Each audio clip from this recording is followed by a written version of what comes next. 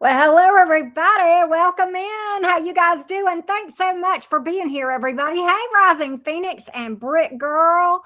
Way away. How are you? Well, thank you. That is so cool. I'm glad I popped into your mind and I'm glad you're here. Hey, Jimmy Jam, Kimberly, Infinite. How's everybody doing? Hello, hello. Hey, Soul Traveler. Got my drink and my cookies. I love that. I am here for it.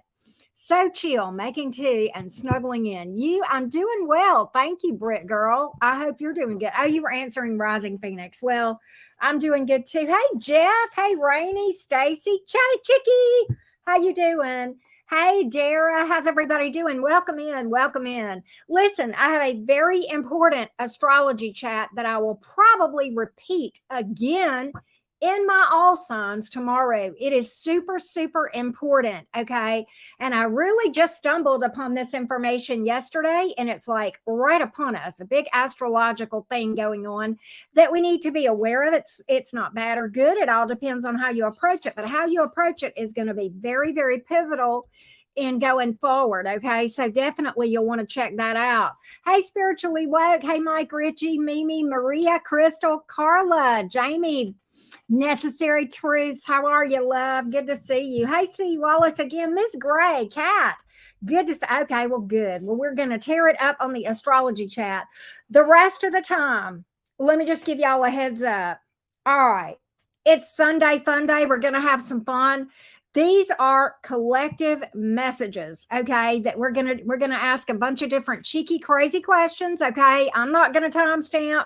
Okay, I may timestamp the astrology chat, but in fact, let me grab my little legal pad so that I can timestamp astrology chat. Right. All right. But other than that, these are collective questions. We're just going to have a little bit of fun.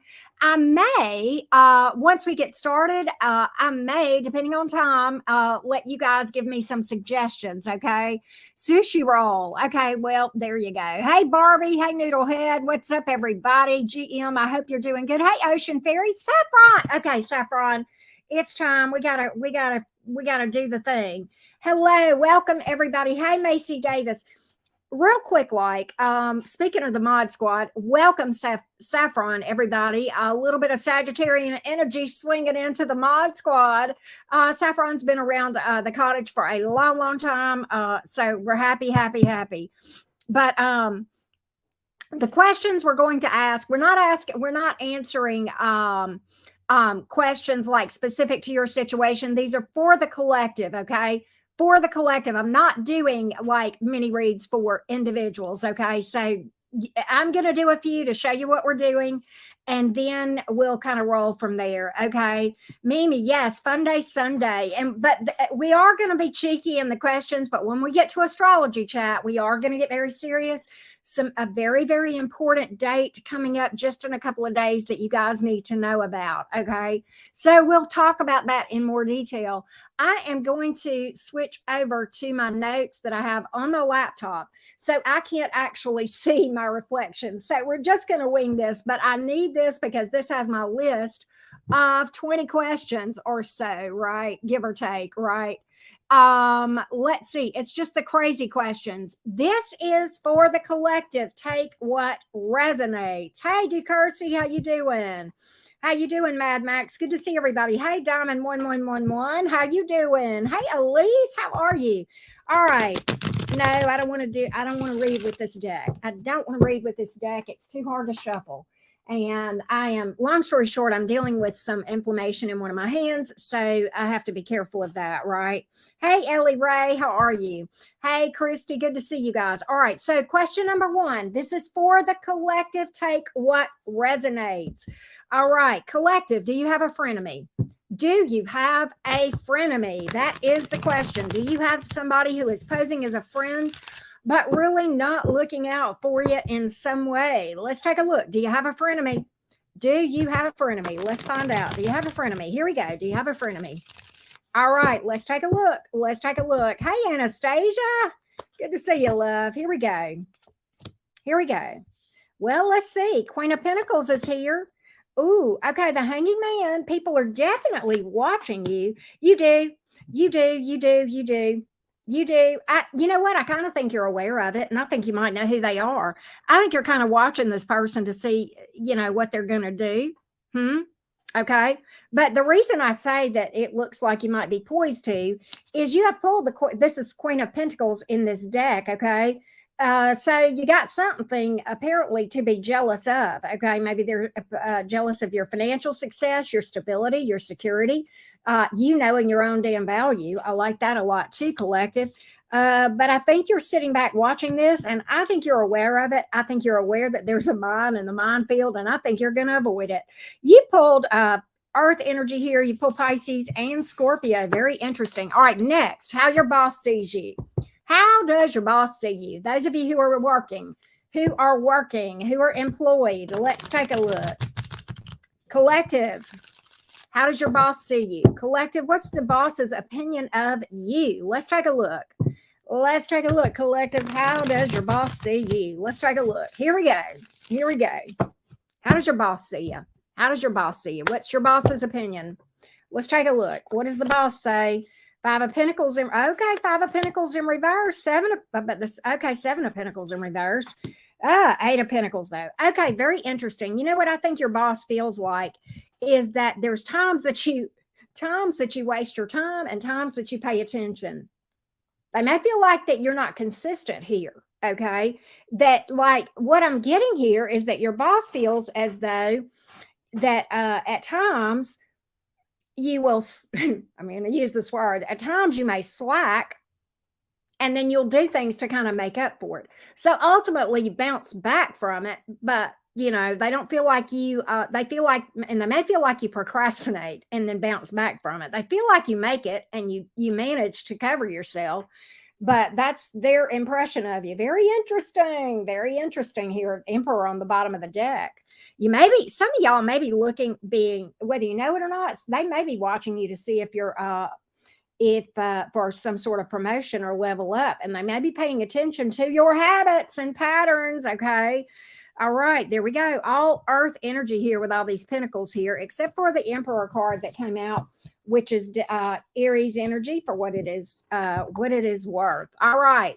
So next is how your neighbor sees you. Are you guys ready to know what the neighbor thinks? What does your neighbor think about you? What does your neighbor think about you?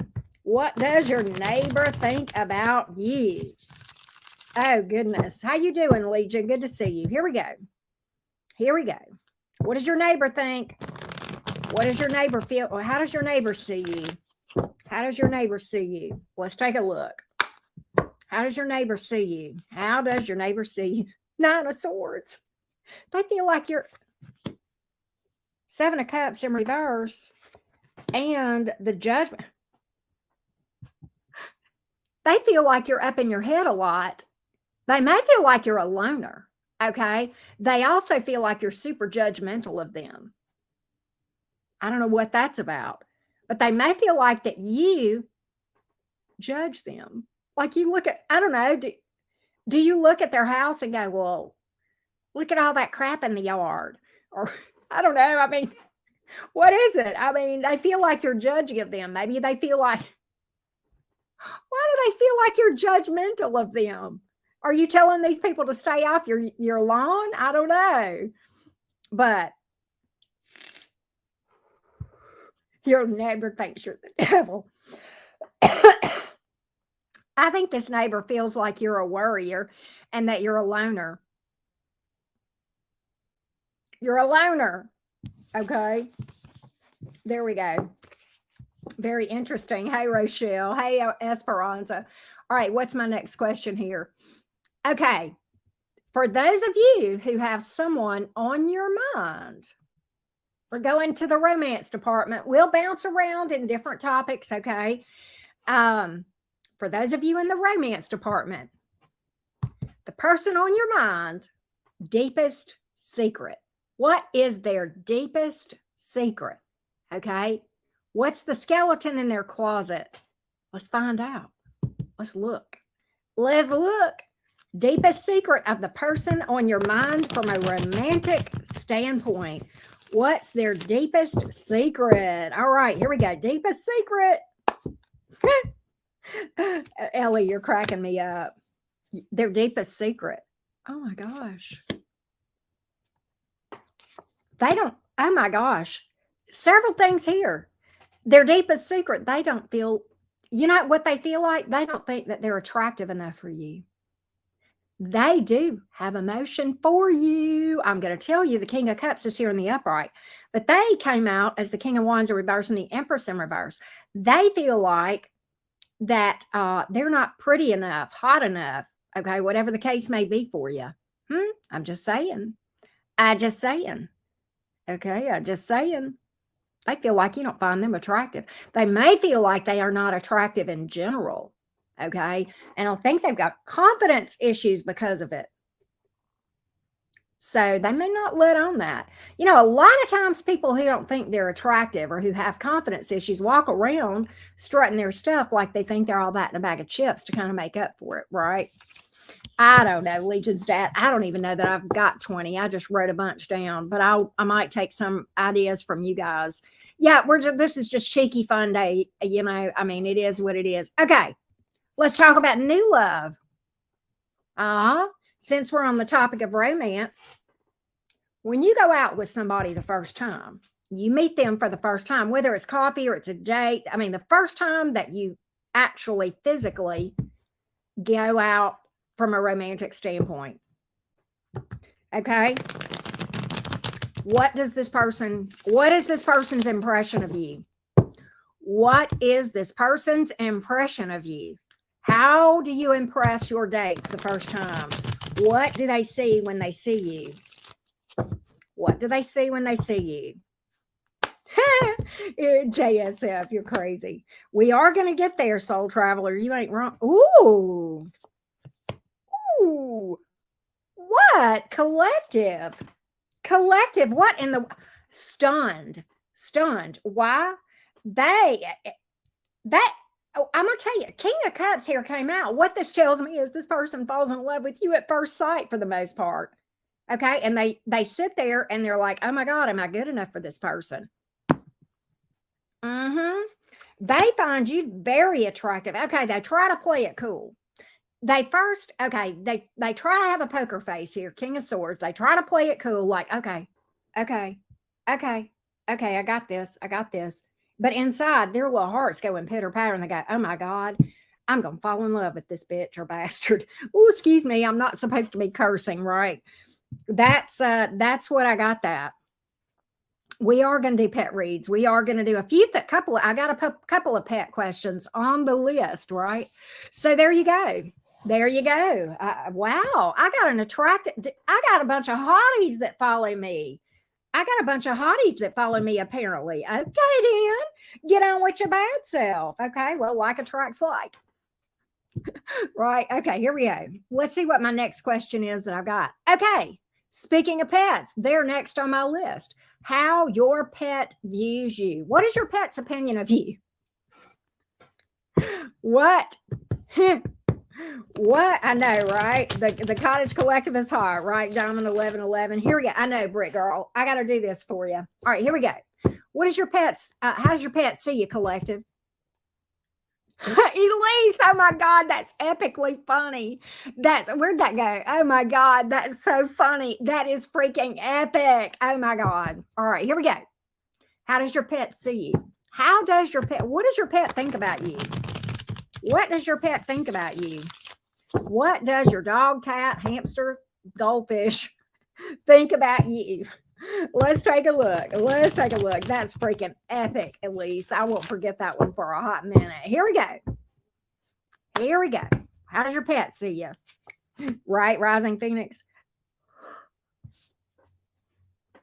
Oh my God.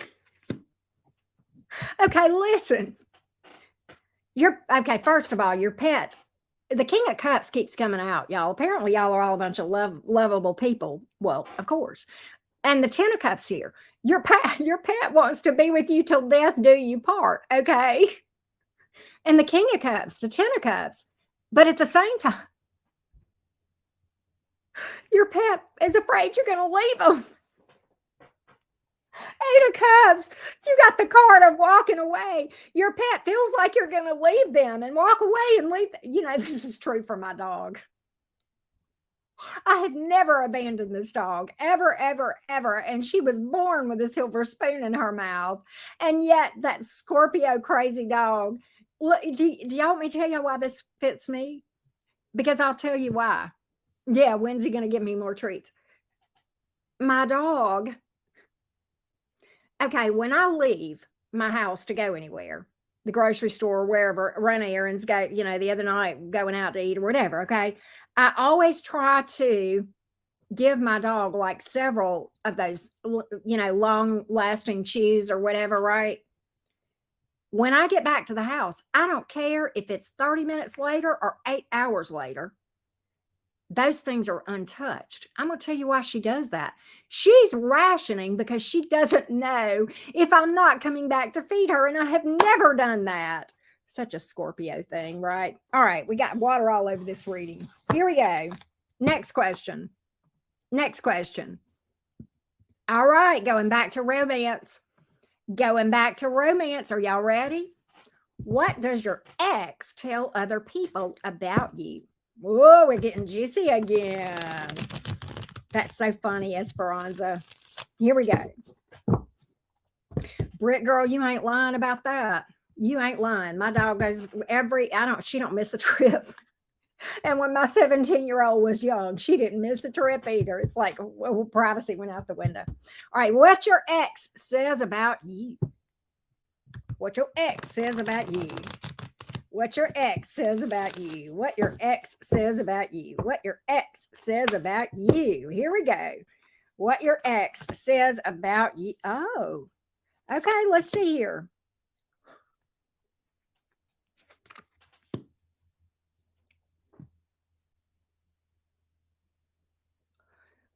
Your ex, you know what your ex is telling everybody? That they were committed to you for the long haul. They wanted to go the distance, but that you were like withdrew from this thing because you're fickle. They're telling people you're fickle. That you didn't know what you wanted. Fickle. 1 minute in, 1 minute out. That's what they're telling people, that you're fickle. I gotta pull a second one on that. That one's too juicy. That one's too good. Let's pull a second message. All right, here we go. Here we go. Here we go. What your ex says about you. Version 2 for the collective. Version 2. Here we go. Version 2 for the collective. What your ex says. Oh!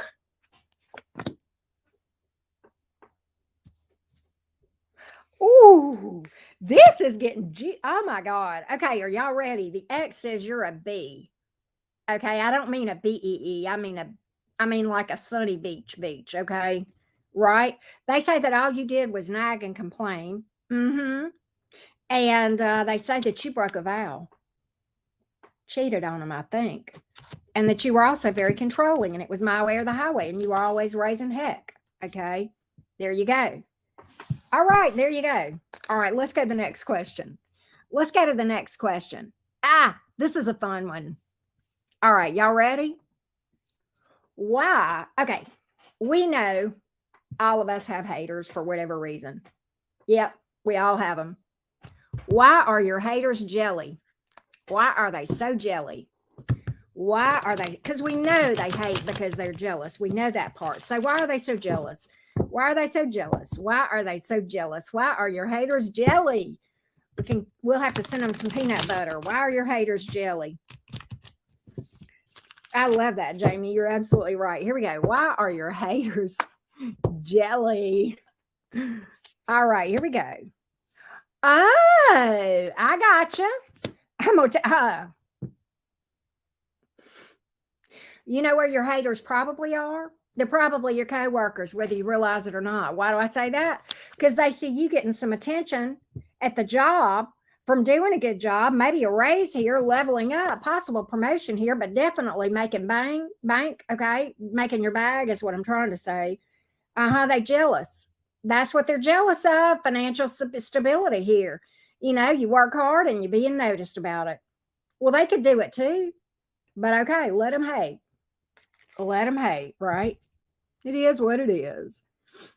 All right. We're going to go to the next question.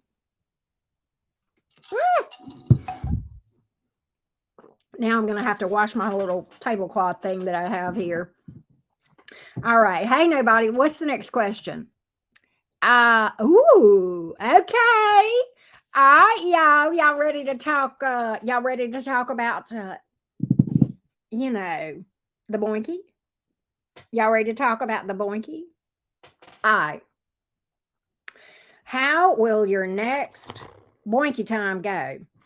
How will your next boinky time go? How will your next boinky time go? How will your next boinky time? Oh God, how will that go? The horizontal boogie, right? How will that go, y'all? How will that go? Here we go. How will this go, y'all? How will this go? Britt girl, you're cracking me up. How will the next boinky go? Here we go.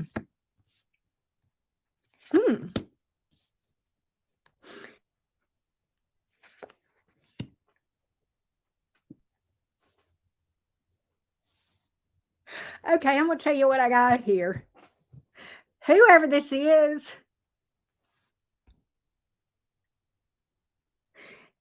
you're not. You're not.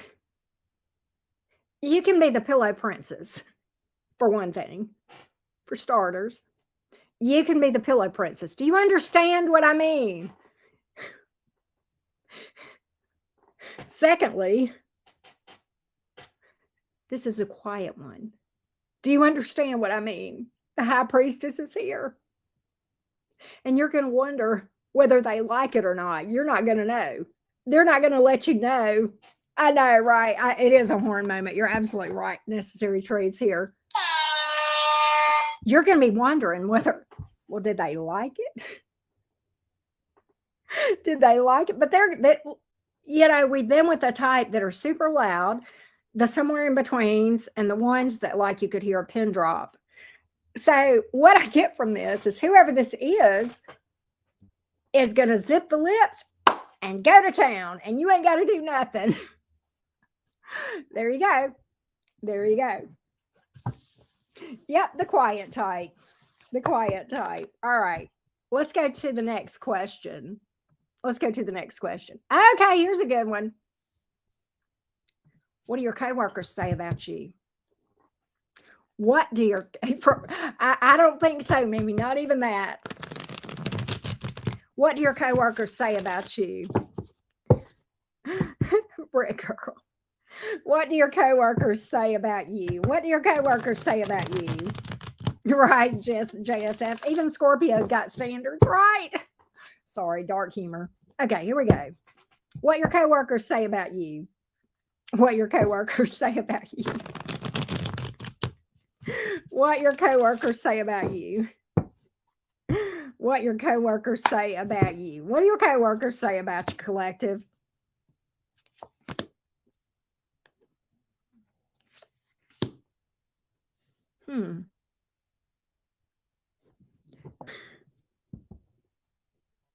They say you're lazy. They say you don't do the work. And they say that you don't have to do the work because you're the boss's favorite. They say that you're the boss's favorite. And so you get petted and you don't have to do anything because you're the boss's favorite. So they feel like they have to pick up your slack.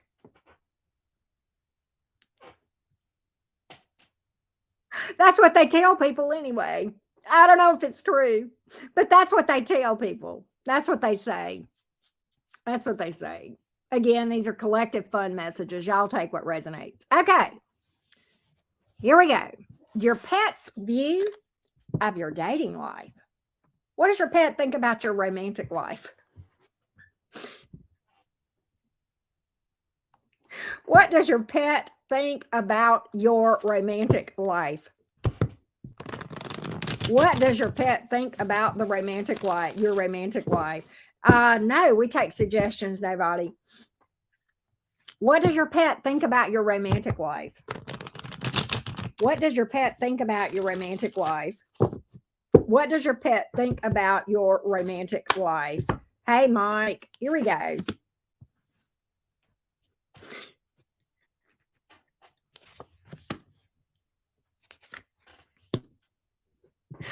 Okay. They feel like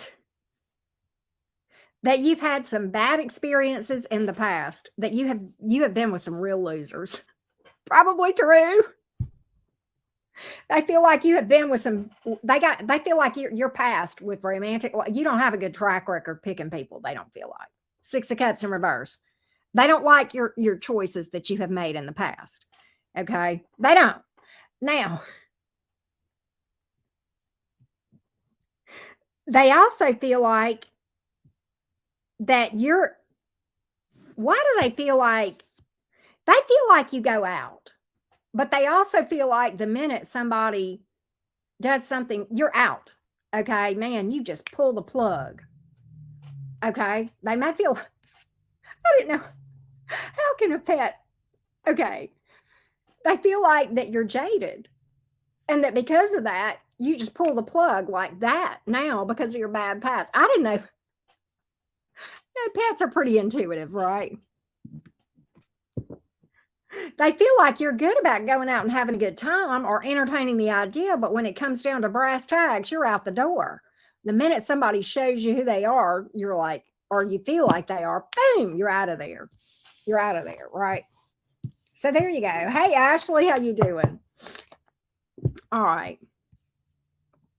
All right. What are people in general, not your dates, we already talked about that. But when you meet people for the first time, how do they see you? When you meet people, like at a party, just a friend, somebody you networking with, whatever, what do people feel about you when they meet you the first time? How do people feel when they meet you the first time towards you? What's their opinion? What's their first impression? What's their first impression? What's their first impression? What's their first impression? What's their first impression?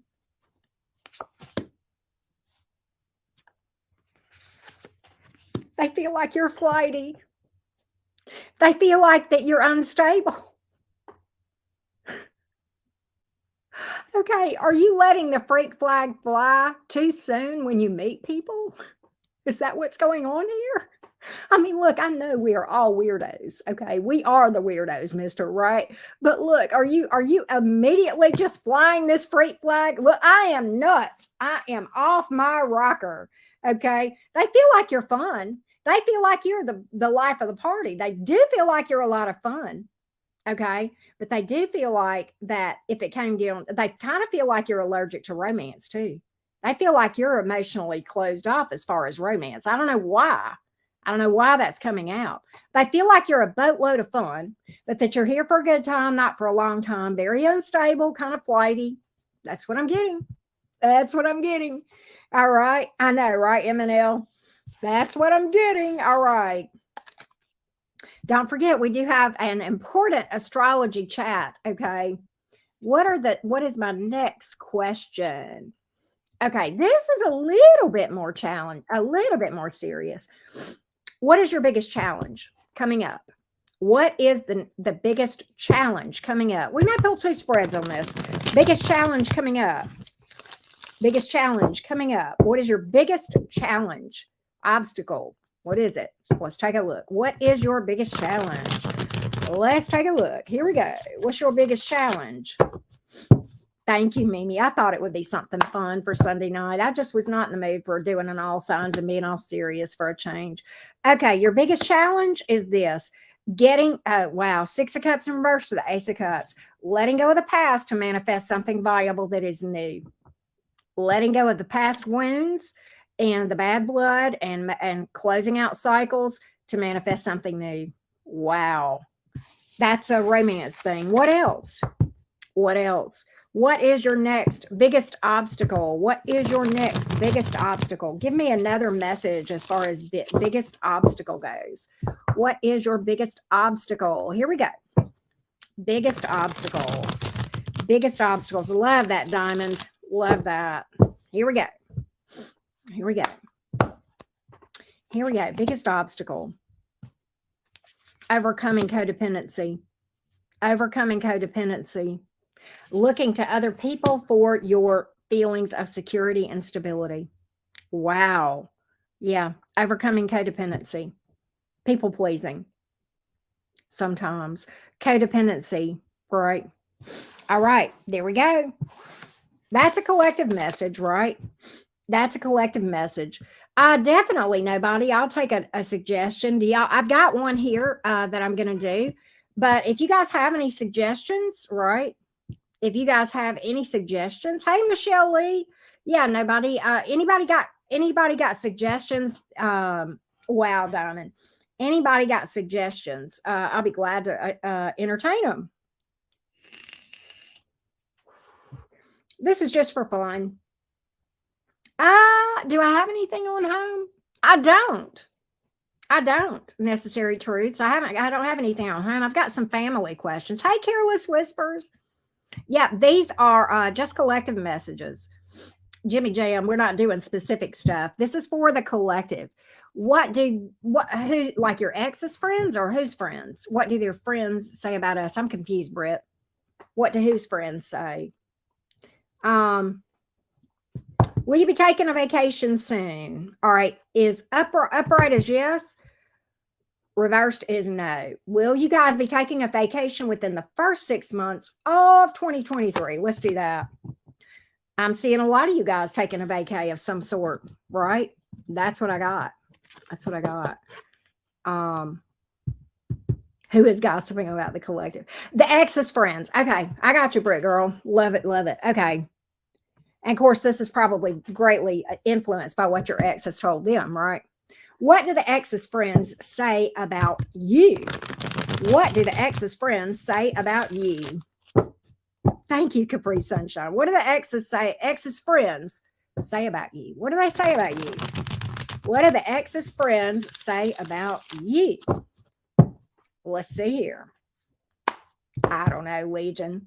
I'm not keeping numbers. Oh, they say you want your ex back. They say you want to patch this up with your ex. They say you want your ex back. That's what they say. Yeah. They say that you think that you guys are supposed to get back together. They say that your ex, you want your ex back. Hey, must have Coca-Cola.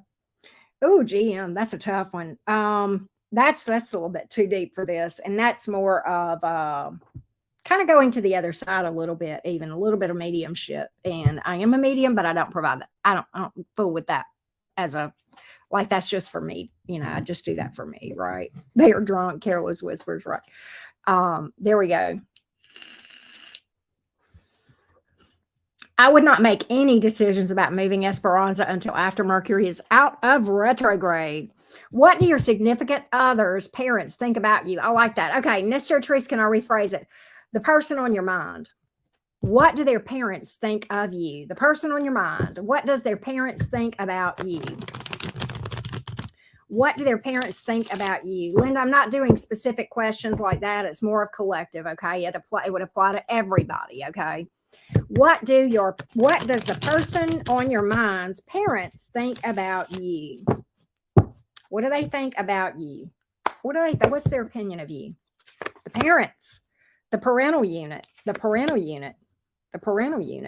You know what's interesting is this. Oh, okay, very interesting. They feel like that you were fair with your person. They feel like you had moved on because your person was drama. And you were just like, I'm done with this. I'm over the stress.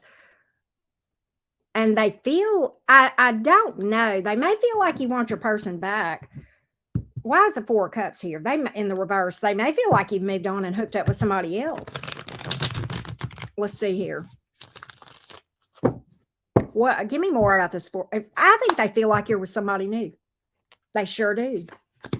Yeah, they sure do. They feel like you're with somebody else. And they feel like you've moved on for your own peace and mental health and sanity. Okay, Six of Swords. And the Six of Pentacles, they feel like you were more than fair with this person. They sure do. They feel like you're very generous of your time, your energy, your emotion, right? I like that one. All right, let me go back to my list and pick one on my list here. Okay, I got a good one. I got a juicy one. Y'all ready? Y'all ready? I got a good one. What is, let's see if we can, I don't know. Tara is weird. Sometimes it'll answer this, sometimes it won't. All right, here we go. What is your person's fantasy? What is your person's biggest fantasy? The person on your mind, what is their fantasy? What is the fantasy of the person on your mind? You know, the boinky type fantasies. Okay, we're not talking about Disneyland. Okay, we're not talking about Disneyland, right? The person on your mind and what you can't, brown eyes, you can't.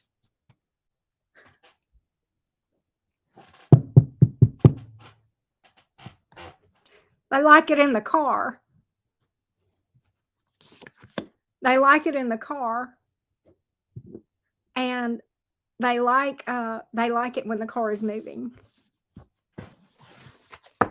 What else? Tell me another one. Give me another fantasy for the person on your mind. The person on your mind. The person on your mind. I am not even going to talk. I'm pleading the fifth on that one. You know, I'm a Gemini. That's all I'm going to say about that. Well,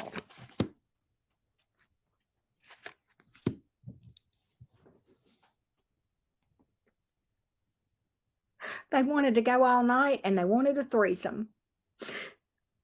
All night long, hon. All night long. And they wanted a threesome. I'm just saying. Right? Right? Baby, you can drive my car. You guys are crazy. Yeah, it's got to be general questions that would apply to everybody. I know, right, Jeff? We need a Tesla. I love that. That's hilarious. Anybody got any suggestions? I've got a couple of more here. Got a couple of more. And then we'll do an astrology. Oh, wow, nobody. That's funny. I know. Rising Phoenix, right? You guys are crazy.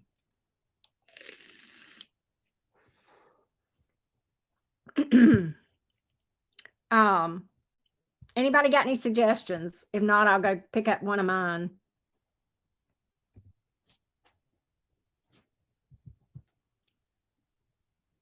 Okay. Oh, Brick Girl, I like that. What is the ex's biggest regret? Let's see if we can figure this out.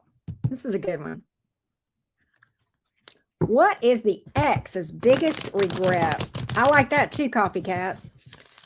What is the ex's biggest regret? What is the ex's biggest regret? What is the ex's biggest regret? What is the ex's biggest regret? What is the ex's biggest regret? That they lost hope. They feel like they waffled on you. They feel like they left too soon. They feel like they left too soon. They lost hope. They gave up too quick. They gave up too quick. That's what I'm getting, that they gave up too quick. They left too soon. And they didn't give to the same degree that you did from an emotional investment. Wow. There we go. Wow. Thank you, Lorna. Thank you.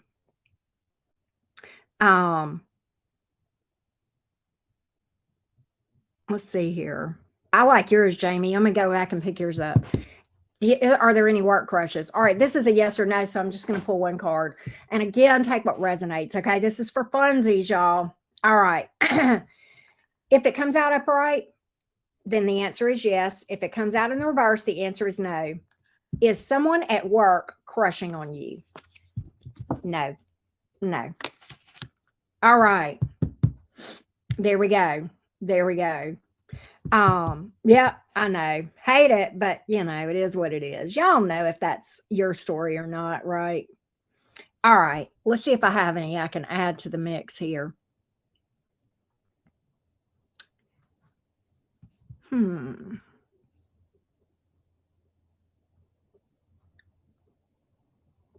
Let's see here. Do you have a crush? Is somebody crushing on you in secret? Okay, Angela, I like that one too. Brown eyes, that is a little bit more detailed, and I'm just not going to do that for a collective reading because that's going to vary so greatly. Okay, about an X back reading. Okay. Is someone crushing on you guys in secret? Upright is yes, reverse is no. Upright is yes, reverse is no. Oh no, I don't believe that. I don't believe that. I picked that up a lot, that you guys have secret admirers. Okay.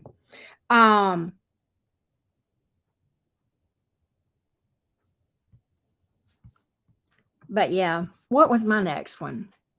Okay, this one, I don't have to pull cards on. This is just like an FYI, zodiac signs with the best luck of 2023. This is from all the astrologers, okay? And you guys have heard me touch on this some in my astrology chats. But this is just a who's going to have the best 2023. Are you guys ready? Are you guys ready? Drum roll. Who's the luckiest beaches in 2023? I've got a first tier of luck and a second tier of luck. Are y'all ready? All year long, the stars of the show, my friends, if you have an Aries sun or rising, or if you have a Taurus sun or rising. Boom. Yes. How about that? How about that? In this, okay, the runners up for that, you have two runners up. Two runners. Now this is like for real, for real. Okay. This part is for real, for real. Okay. The runners up. Scorpio, the first half of the year is looking darn good for you. Libra, did I get that? No. I got that wrong. Libra, the first half of the year looks darn good for you. Scorpio, the second half of the year looks darn good for you. Okay. All year, the stars of the show, Aries and Taurus suns and risings. If you are a Libra sun or rising, first half of the year. If you are a Scorpio sun or rising, second half of the year. Boom. All right. All right. Here we go. I know. So make it count. Make it count. Make it count. I'm here for it. Let me tell you something. My daughter is a Taurus sun and a Libra rising. I am ready for her to have a great year. So I'm here for it, right? I am here for it. Okay, here we go. What was I forgot my question. All right, and if y'all have suggestions, collective questions, not specific, but collective, not specific to your situation, but something that can apply to the collective. What do your kids think of you? What do your kids think of you? What do your kids think of you? Coffee Cat, I forgot. What was your question? Tell me in a minute. All right, what do your kids think of you? What are your kids? How do your kids see you? If you have kids, if you have children, even adult children, how do they see you? How do they see you? How do they see you? How do they see you? How do they see you? How do your kids see you? How do your kids see you? How do your kids see you? They feel like you're healing something. You know what? Your kid likes you. Oh my God. You know, this is crazy. Your kids feel like you're healing. This is huge. I mean, like I was looking for cheeky stuff, but like this is serious stuff. Your kids feel like you're healing yourself and you're healing your wounds and you're getting better. And they feel like you're a warrior and a winner and very successful at what you're doing in general. They have a very high opinion of you and they feel like you are turning over a new leaf where you are going into a really stable place or that you have. Well, get on with your bad self. Wow. Go kiddos, right? That's awesome. I love that for you. That's beautiful. I was really expecting something funny, you know, what kids would sometimes say, right? But no. We got a serious one, but okay, we'll take it. That's nice. Okay. Coffee cup. You had one. Oh, okay. How is your ex doing these days? I remember it now. How's your ex doing these days? All right. How's your ex? How is your ex? How's your ex? Is your ex happy? How are they doing? What's your ex's vibe? Your ex's vibe. Your ex's vibe. Your ex's vibe. Remember, we are doing an important astrology chat. Here we go. Your ex's vibe. Your ex's vibe. Your ex's vibe. Your ex is in love with someone. Your ex is in love. They are in a connection. They feel like it's a good, balanced, stable connection and that they are making slow and steady and good progress, but they are very deeply in love with whoever they're with. Or, yeah, that. Okay. They're very deeply in love with who they are with. All right. Yeah.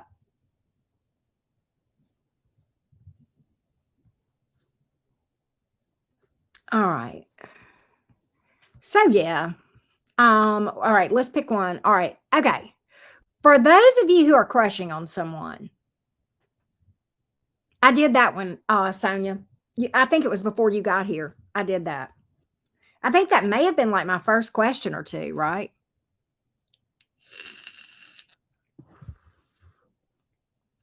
I like that one, Jeff. The missed opportunity. The person you were never with, that it just fizzled out, didn't work out for one reason, never kind of got off the ground. Okay. You never really dated very much at all. Okay. How are they doing?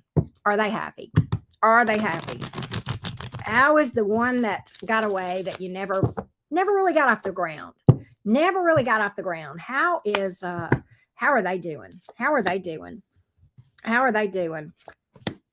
They're healing from something that was pretty stressful.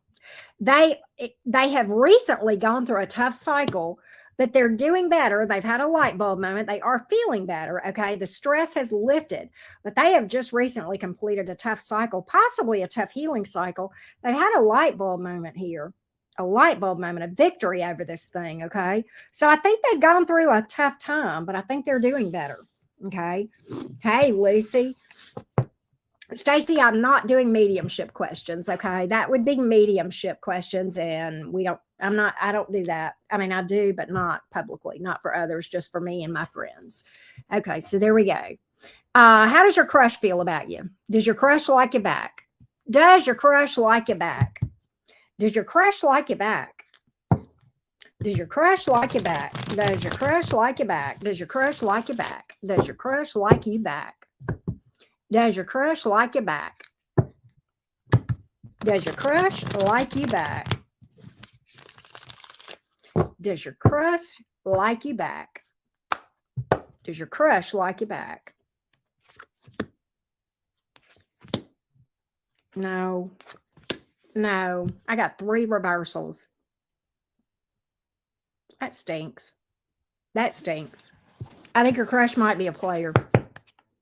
I think your crush might be a player. Nessie, these are collective messages, not individuals, okay?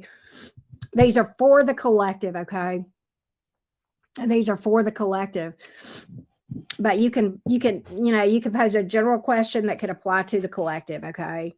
Thank you, ESPN. I do this every once in a while when I don't feel like blow drying it and flat ironing it.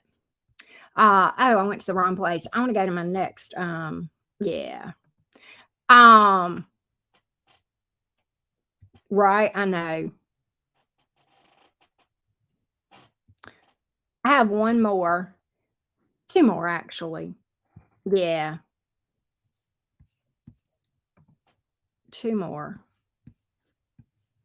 So, and then we'll do an astrology chat. And if y'all have any more, we can do those too. Again, Jamie, that's talking to spirits. I don't talk to spirits for you guys. I talk to them regularly, but that's for me. I don't do it publicly. Okay. So, yeah.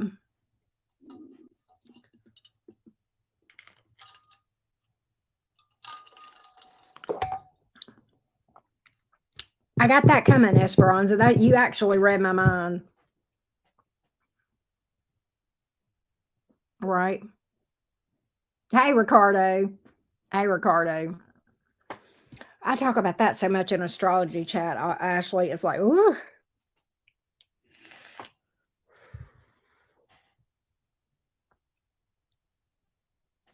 Yeah.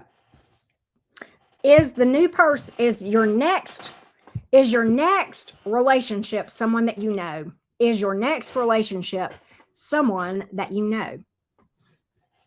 Upright is yes, reverse is no. No, you do not know them. You have not met them yet. I just haven't met you yet, right? Who's that guy that sings that? Michael Bublé, right? Yep. So you don't know your next person. Wow, that's interesting. You haven't met him yet, right? Right.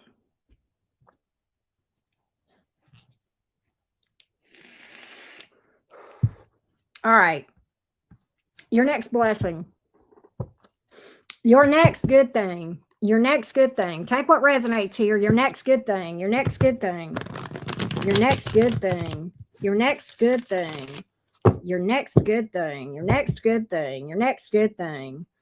Your next good thing. Your next good thing in the South, right? Your next good thing. Well, Erica, these are collective messages. These are for funsies. These are for funsies. Some of you are healing codependency. Some of you, okay, this is specific for those of you who are considering self-employment or are self-employed. It looks darn good. Do it. But wait till after Mercury retrograde. We're going to talk about that a little bit in astrology chat. It looks darn good if you're thinking of a side hustle. You're healing codependency. I think you're focusing on your bank, and that's a good thing. Also, I think overall, I think you're going to be getting out and about and having some fun, kicking up your heels, going to events, maybe an increase in dating. Okay, but you are healing too, healing codependency. All right, there we go. There we go. I love that. Yep. Take what resonates and leave the rest. Do not make decisions based on these, y'all. Take what resonates. If it hits your energy, then you know. Right. All right. Remember that. That's important. My Virgo here. She's keeping us right. Thank you, Virgo. All right. This is off. This is not, I have not heard any astrologer say this. This is just me talking. This is just me and what I'm predicting. Oh, good, Angela. That's awesome. I would not, Brittany. I would not. I would definitely not. And we'll talk about that more in astrology chat, which is coming up in a minute. But definitely not. Yeah, right, Brit girl. And the hair flips. We got to perfect that. Do you remember the bend and snap that we all learned from Elle in Legally Blonde? We all need to perfect that a little bit, right? Okay. What was my thing? Oh, this is an astrology thing. I'm not pulling cards on this. My personal opinion. The zodiac sign in 2023 that will be asked by the universe, source, the placements to change the most and transform from who they are. It's not who you think. Guess who is being asked to transform in 2023? Aquarius, Sun, and Rising. You are up. You are up, my fixed air sign friends. It's you. That's my personal opinion. You are being asked to change. You are being asked to change and transform. You are going to be getting a lot of light bulb moments when Pluto goes into your sign, right? So there you go. There you go. There you go. But anyway, right. So anyway, necessary truth, that was okay. But I know you didn't know. That's all right.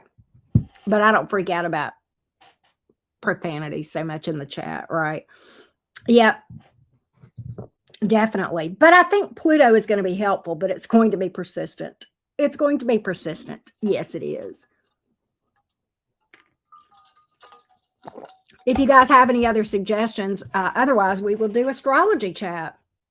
I have a lot to talk about. It's super important.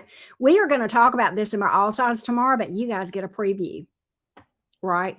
I don't know when Pluto is moving into Aquarius, but it's pretty soon, right? But you can look it up. When I type that in, and then put 2023 behind it. When is Pluto moving into Aquarius? 2023, and you'll find what you need to know. You'll find what you needed to know.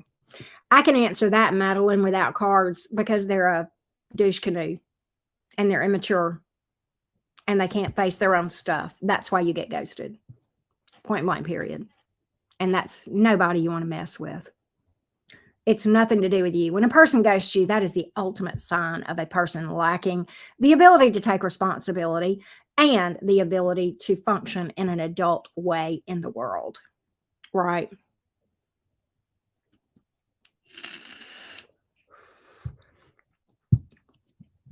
I got nothing good to say about a ghoster. Zero. Zero. Oh, okay. March 23rd. There you go. Y'all ready for astrology chat? Okay. I got to flip over here to my notes so I won't be able to see myself, but I would assume that, yes, Elise. Right. Okay. Let's talk about it. Let's talk about astrology chat. All right. Listen, y'all. A lot of things are stationing direct. A lot of the planets are stationing direct. Y'all know that. But I want to talk about specifically January the 18th. Is a big day. And I know what you guys are thinking. Oh, that's because Mercury goes direct. Oh, baby, that ain't even all of it. Let's talk about the intensity of January the 18th, okay, which is in 2.5 days, right? Let's talk about some astrologers are calling this the most intense energies of the year. The most intense energies of the year. Let's talk about it. Certainly Mercury is going direct. By the way, this is all happening in Capricorn. So if you are a Capricorn sun, moon, or rising, you will probably feel that even more intense, but we all will. There is a big collective thing going on. And what is happening that day, in addition to Mercury going retrograde in Capricorn, is Pluto is going conjunct with the sun. In fact, really, if you look at things, it's so close anyway. Now, what does that mean? Well, let's talk about Pluto and the origins of Pluto. Pluto is associated with one of the deities that is associated with alchemy. And I know you guys may or may not know what alchemy means, but that is transmuting energy. It is change. Okay.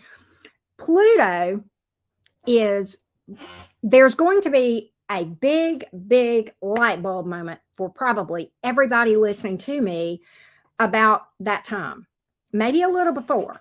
But that being said, but especially when Mercury goes retrograde, I've been talking about clarity coming back. Okay. Well, Pluto conjuncting the sun is really going to bring these big truths to light. And let me tell you what is going to happen and what it is challenging us to do. Obviously, it's going to challenge us to take a deep look at ourselves. Okay. Specifically looking at what frustrates you and what we feel is not fair. We will be looking at power struggles and games that we may have engaged in, and we also are being challenged to look at what we may have done to contribute to it. Okay. Can we all say that none of our halos are without rust? Can we just call that? Okay. Can we just call that for a minute? Okay.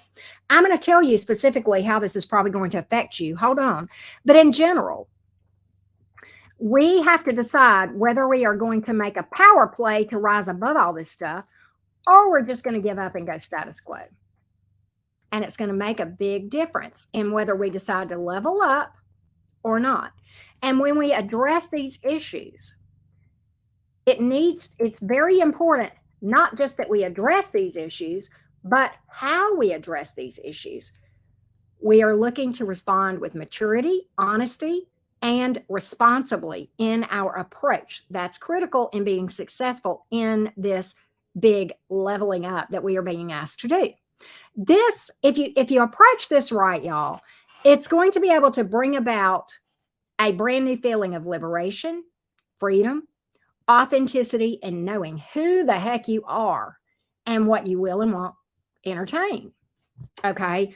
So love that for you. Love that for you. All right. Let's talk about how it's going to affect everybody. Pay attention to your big three, but especially your rising sign.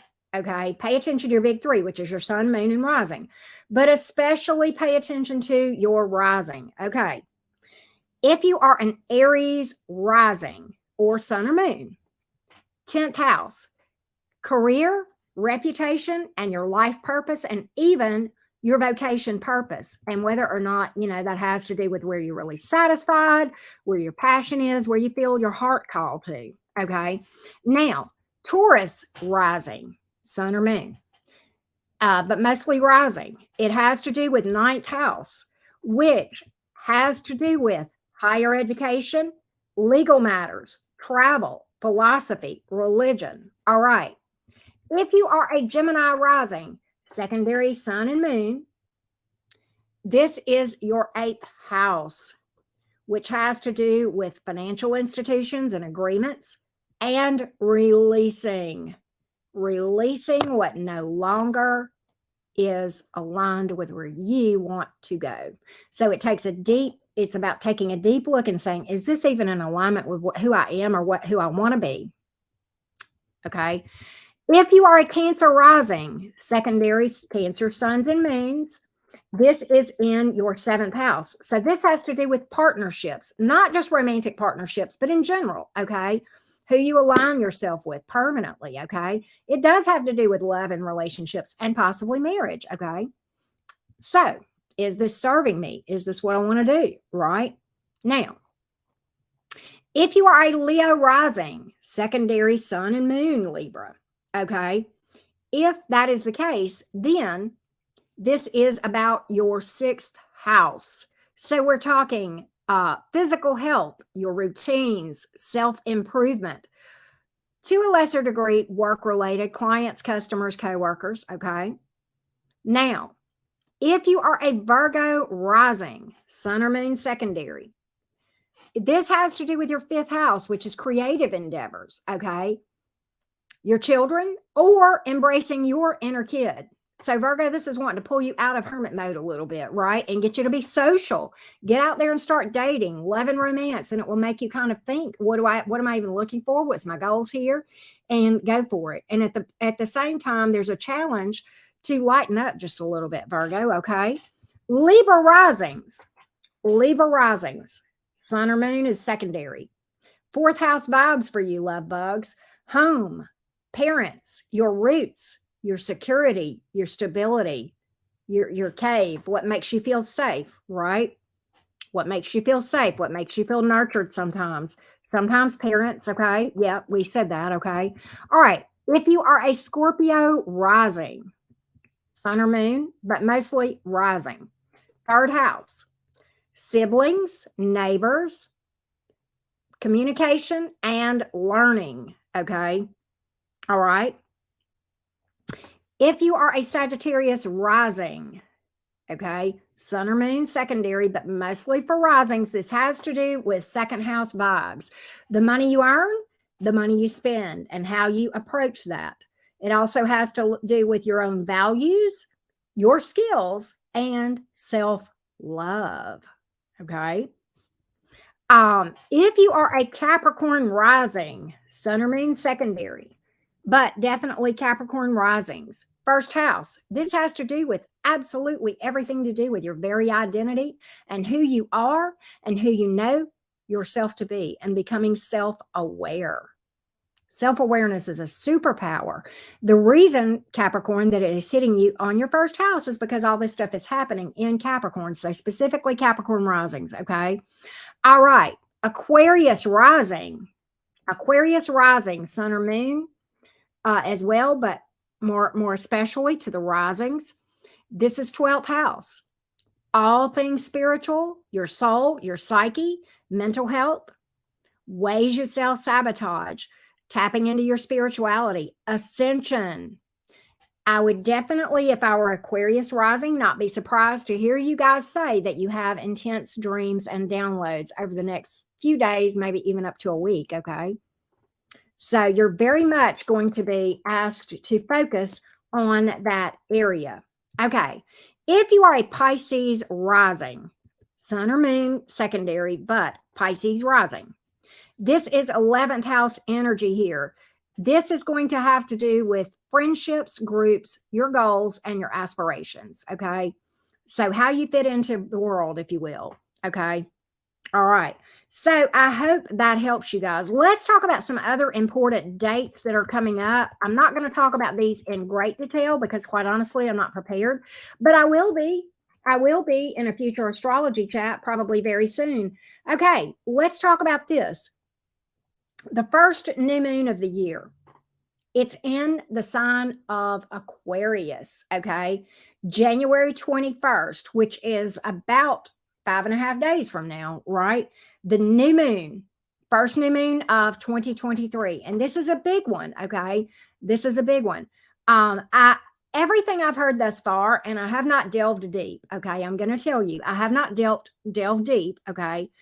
But everything that I have seen thus far, it looks pretty good. Okay. It looks pretty good. All right. Other important date in January, Uranus. It is stationing to go direct around January 22nd, 23rd. Okay. All right. So those are things I will talk about in more detail. Other good news. Are y'all ready for some good astrology news? I personally like this Sun Pluto conjunction coming up. I mean, but I love truth. I mean, I love truth. I'm like, rip the band-aid off. And that's kind of how this thing is going to feel. Okay. Very sudden, probably. Okay. Very sudden, very direct. But not always bad, but it is a challenge for us to level up. Okay. And it's kind of the universe saying, are you going to level up or are you going to level out? Right. And a lot of times, these games that we talked about that have to do with the specific areas that I talked about just now and the power struggles, we got to look at the universe is asking us to, number one, look in the mirror and see what have you done to contribute, and just take an honest deep dive within ourselves and see if we're willing to take a responsibility. And secondly, if nothing else, we're entertaining it because we're involved in it. And are you going to step away from it? Are you going to level up, right? And stop entertaining this stuff, right? So that's what I have. That's what I have as far as your astrology update. Okay. And I'm going to repeat this tomorrow and probably in all signs because I just think it is super important. But you guys got a preview. We may talk about other things in the all signs astrology chat tomorrow too. It just kind of depends on how things go. I'm a Gemini. We kind of roll with the flow, kind of pretty impulsive sometimes, right? But yeah, Saturn and Pisces coming up soon. Very interesting, very interesting.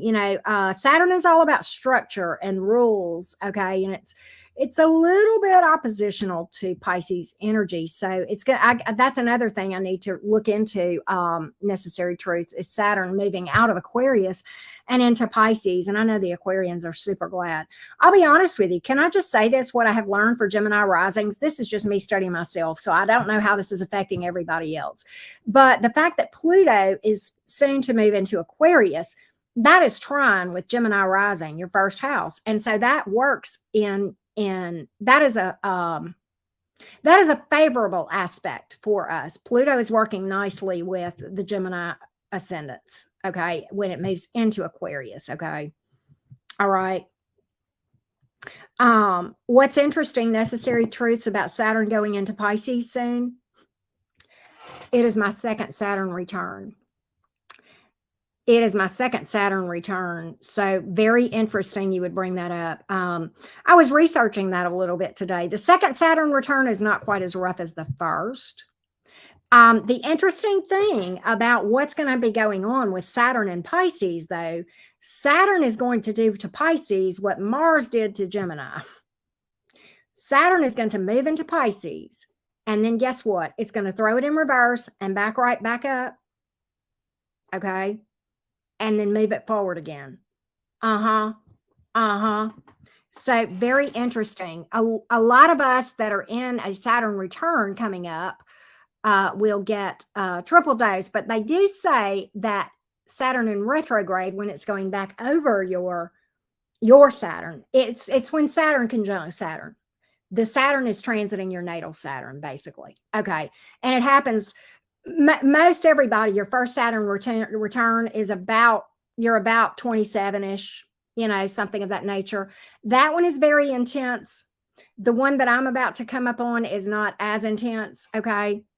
But there you go. Thank you, Pippi Lou. Thank you for that. But there are some challenging things that are in my own natal transit that with the Saturn return. But with Pisces being my midhaven, the fact that Saturn is going to be conjunct my midhaven, pretty cool, right? So yeah. So if you are a Pisces midhaven, you might want to look that up, okay? That how that's going to affect you, right? Just I think it's a favorable transit. Hey Shay, how are you doing? Hey Blair, how's it going? But anyway, anybody got any other fun questions for the collective? Fun questions just for the collective that we can mess around with the tarot. Good to see you, Blair. We had some fun, Blair. We ask all the crazy, wacky question: how your pets see you, how your neighbors see you, all that kind of stuff. What your next boinky time is going to be like. Yep. The midhaven is very interesting. I am not a great. I'm not really, really good with midhaven, but it is a very significant placement in your chart. And I would strongly suggest two things. Okay, I know my midhaven is Pisces, and I know what that means to me, but I really don't know. Like, I still don't know a lot about midhaven. It's a good question, Brittany, because it's something I should research more. But I would definitely find your midhaven, which is on your pie chart that you run on astro.com.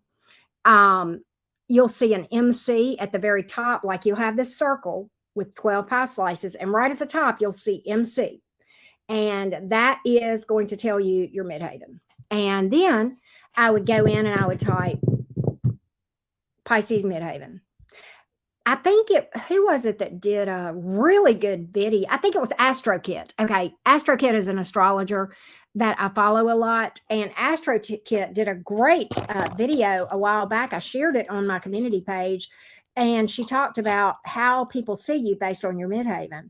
And it's not like you would think. Okay, people don't see me as a Pisces, but a Pisces midhaven and a Pisces sun, you get two totally different energies there. So it would be worth looking at AstroKit's video about how your midhaven, how you're seen by others, and then just in general, Google Pisces midhaven, right?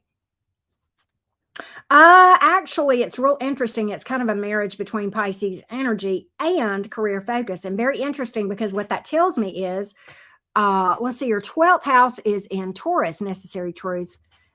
Necessary truths, aren't you a Gemini rising? Oh my goodness. Necessary truths. Wow. Very interesting. Don't you? And if you got 12th house placements, you may have a similar path to mine. Necessary truths. You may be more similar to me than some of my Gemini suns and rising. Yeah, I know you're a Gem rising. So, but I mean, I wonder what you've got in your 12th house. I know you've told me, but my brain is right.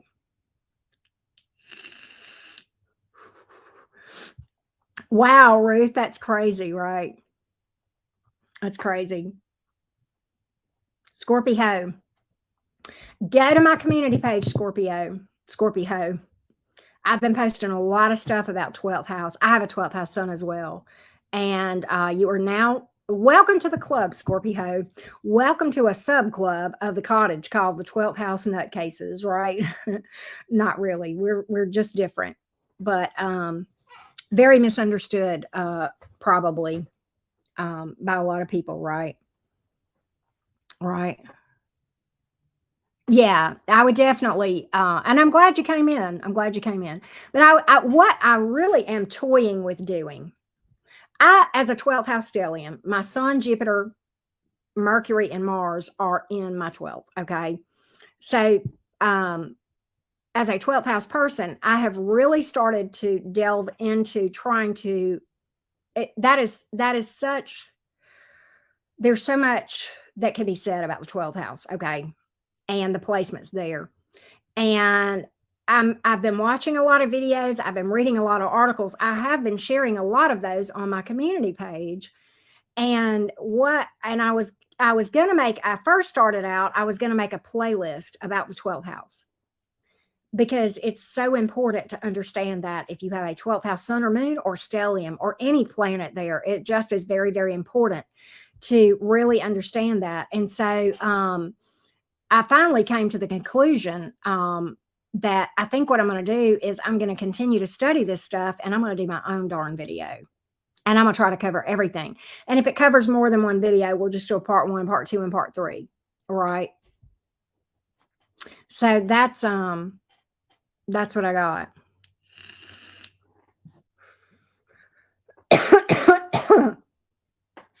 Right. Is there anyone that secretly wants to talk to you? Is there anyone that secretly wants to talk to you? Upright is yes, reverse is no. Reverse is no. Wow. Again, it's possible, not, well, okay. Good question, Elise. Let's talk about, all right, when you run your chart on astro.com, and for those of you who haven't heard me before, and I've given directions before, jot this down, grab a pen or rewind, or, you know, the timestamp on what I'm about to say is 11555. There's your directions. Okay. Now, to answer your question, when you run this, you go to astro.com. You need your city of birth, your time of birth, and your date of birth. Okay. You will go there and you will check, you will select charts and calculations, extended chart readings, and you will put that information that I just said in your date of birth, your time of birth.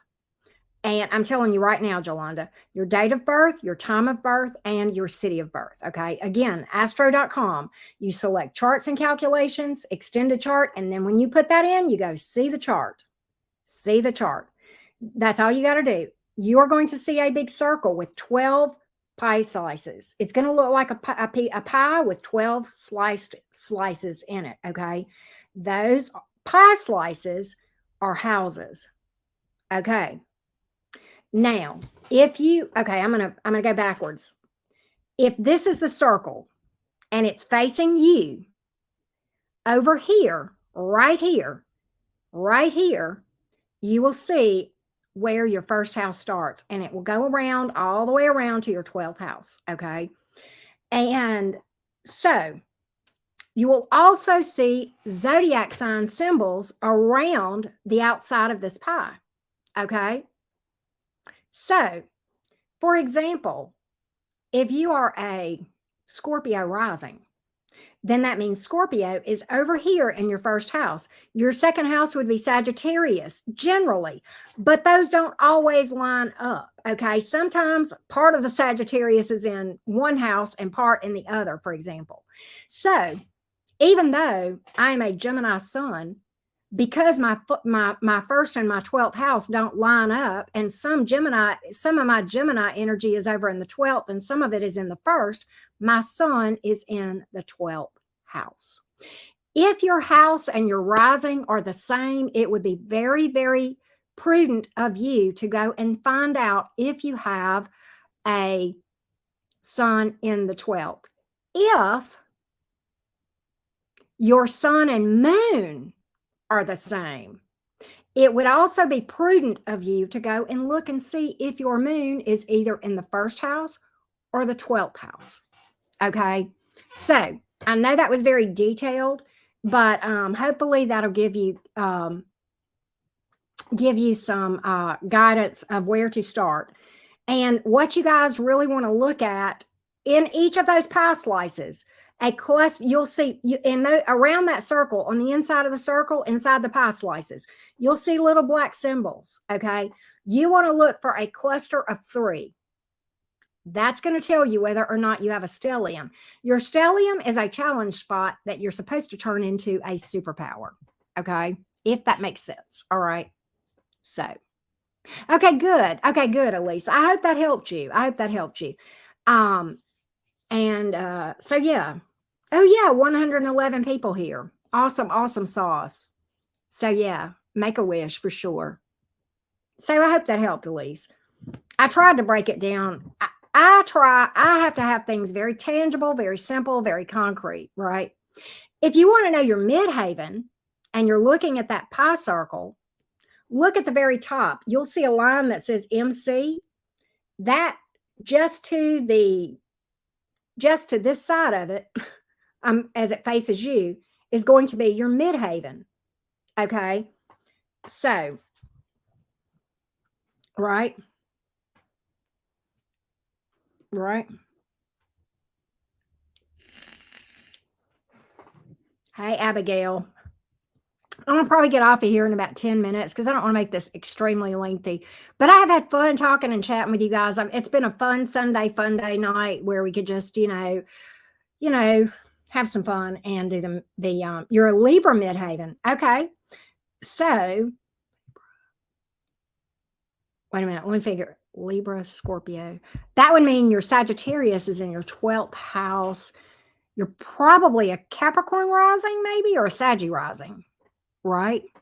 Capricorn rising or a Saggy rising, I think. Yeah, I did a very important astro talk. I forgot to write it down, but I'm gonna try to go back and timestamp it.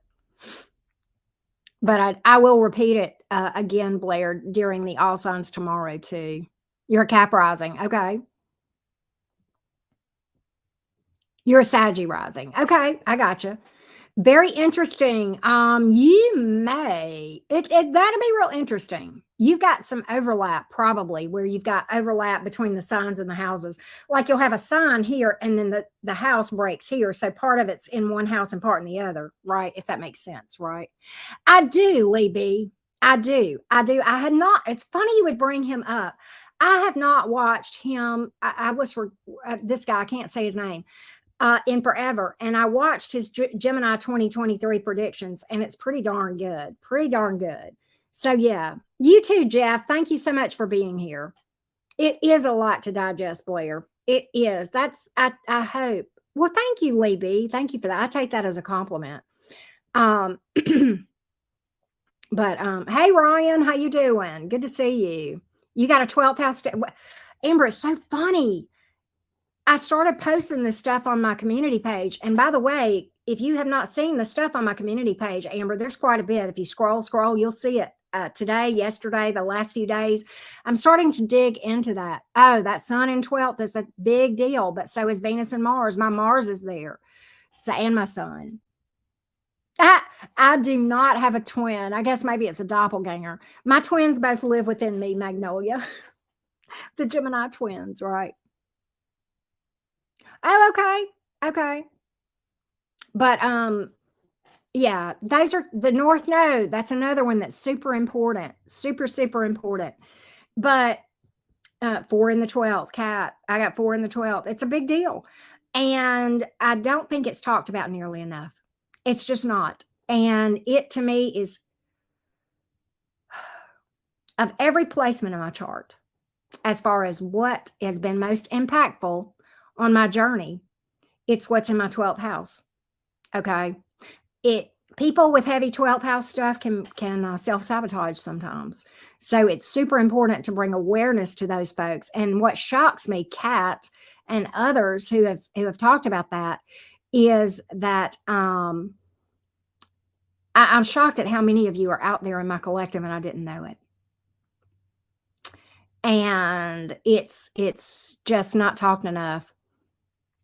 Nearly enough, not talked about nearly enough. And quite honestly, I'm going to say this, and y'all know I follow a lot of astrologers that I love. One of the things that I posted today on my community page is an astrologer with a 12th house. So her perspective was altogether different. A lot of times astrologers, and they do their best to speak to this, they do.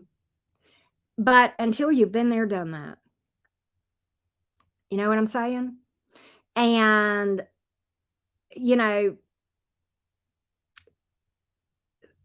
as 12th house stelliums, particularly people with a moon in the 12th, but even the sun in the 12th, we can be very sensitive sometimes. Okay, very sensitive. And I'll be honest with you, even some of my favorite astrologers can seem insensitive with the way that they explain things. I don't think they mean to be. I think that's me being my 12th house craziness, right? But um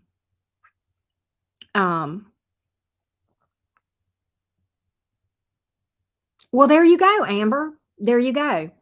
But I definitely intend to do at least one video depending, but I'm preparing. I'm still researching, and this may become like a 1, 2, 3, part one, part two, part three, right?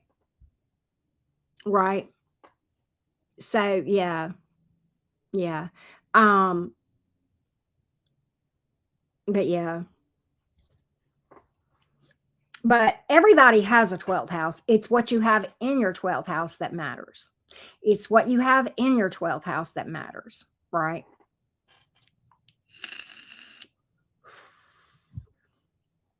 Yeah, Blair, very much so, right? Yeah, I think I want to do that. I think I want to do that.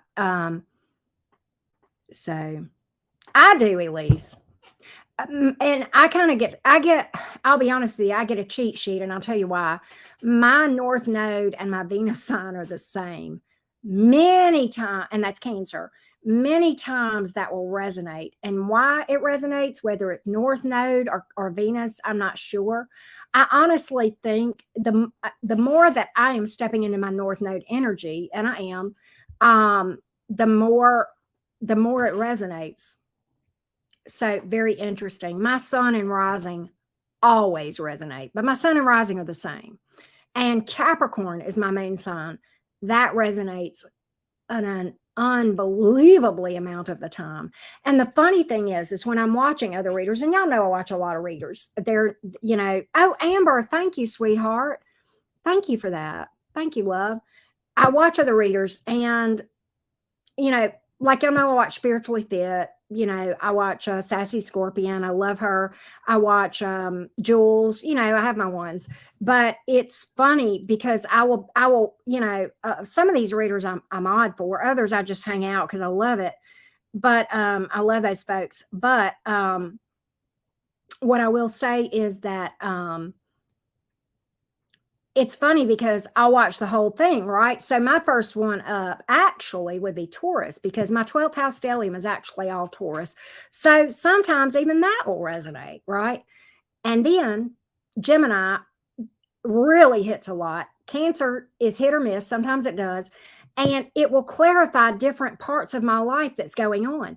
And the other thing is that's odd is this, and I never understood this. Capricorn hits a lot of times and will clarify things that I've heard earlier. And I never understood why Pisces would hit me until I understood my 12th house.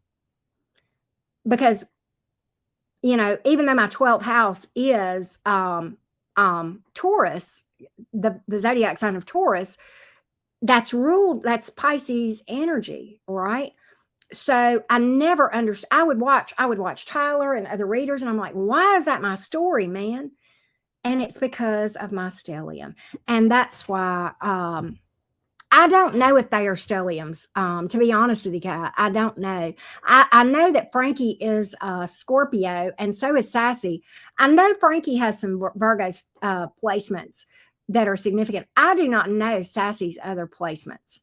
But that's why I tell you guys, know the house of your stelliums, okay? And pay attention to that, because it many times will resonate even when other signs don't. And I'm sitting there and I'm scratching my head Pisces, I can't tell you the number of times that Tyler and other readers have hit me with Pisces. And I'm just like, what? What? It's just crazy, right? I am Lucy. If you want more information about 12th house, go to my community page and scroll down over the last 3 days. I've been loading it up with 12th house stuff. Okay. Yeah. See, Britt girl, it's crazy how that works. I mean, it's nuts. It really does. And people say, oh, your first house is just your first impression. No, so important. So much more than that. Okay. That's the sign that was that was in the sky, right? When you were born. I mean, come on now. Right. See, there you have it. There you have it. There you have it right there. Right. Yeah. Tyler's an Aries with a Taurus rising and a Sagittarius moon. Sagittarius moon. That is C. Wallace. ASC means ascendant, which is also your rising. So yes, that is what good question. Good question. Any other questions that I can answer off the top of my head? All right. No, you're right, Britt girl. He is a Taurus rising. Interesting combination, right? No, Magnolia. Your rising is your first house. You can have a stellium in your first house. It depends on what planets are in your first house. Okay. But it would not be considered a stellium. It is significant, but it would not be your stellium. So maybe yes, maybe no, right? If that helps. Rising is on your fifth house still. How can, oh, I gotcha. I gotcha. I gotcha. I am Lucy. It would behoove you to, especially if you have a sun or a moon in the 12th house. Any of the personal planets like Mercury or Mars, Jupiter would be an interesting one. Um, but yeah, that is critical for you, Lucy. Even if you just have one planet there to look into that. 4 in the 10th, you have a 10th house stellium, Cat. Yeah, it's your life story, Abigail. It really is. Now, it's not that everything is predestined. It's what your challenges and your opportunities are going to be. And how you deal with it is on you, right? Yes, Legion, new moon in Aquarius. New moon in Aquarius on January the 21st. So yes to answer your question. Yes to answer your question. So, Kat, what I would do is this if I were you. I would Google 10th house stellium. And I would also look for YouTube videos on 10th house stelliums. Then, not just that, but I would also look at what planets are there and Google each one of them independently. So, say, for example, that you have Mercury in the 10th, Mars in the 10th, Jupiter in the 10th, Saturn, Pluto, whichever planets are there, I would Google each one of those individually. And I would also look for YouTube videos about that, right? Yes, it's okay. So, C. Wallace, it is a grouping of either 3 planets or two planets plus a node. Hey, Alyssa, how are you?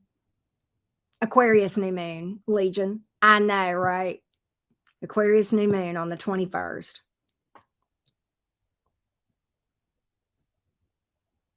Yes, I hope that helped. That can be pretty beneficial sometimes, Scorpio. I have I am Lucy. Let me tell you what. Do you want me to tell you? People ask me which resonates more.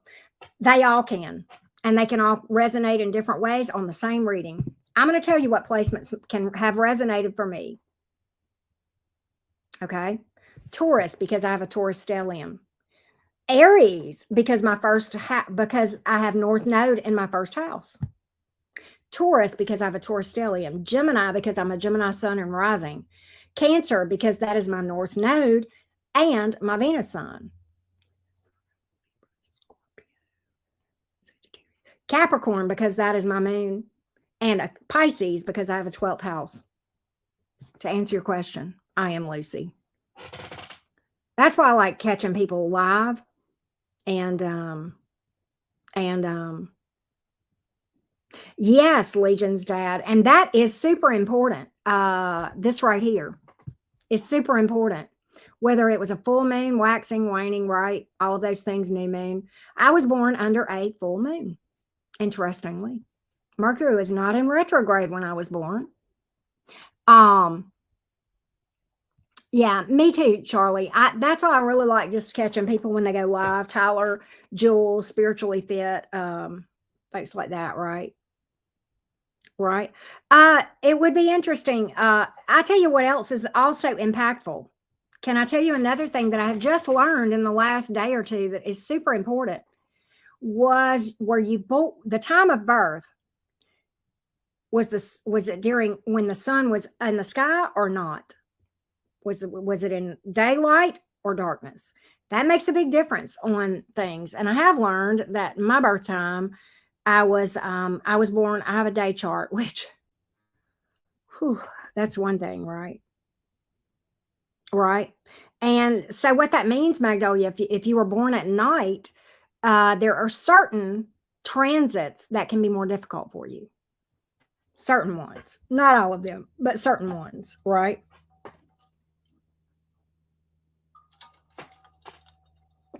You were born in the daytime. Okay, 1:32 a.m. So you have a night chart. Daughter of the full moon. Oh, Lord. You were born on Friday the 13th. That's a lucky day, actually.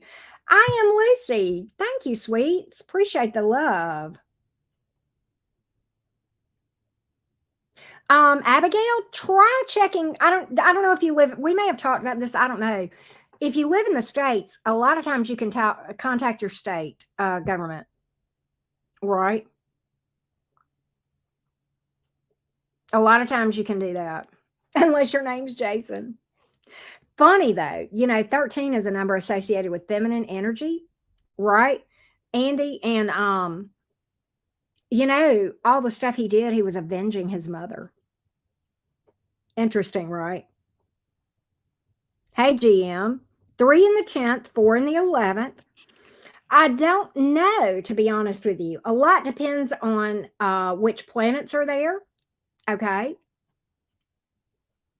I just completely disagree, Andy. 13 is an absolutely lovely, lucky number. 13 was demonized by religion. Before that, you ever wonder why there are 52 weeks in a year? If you divide that by 4 weeks, 13 months.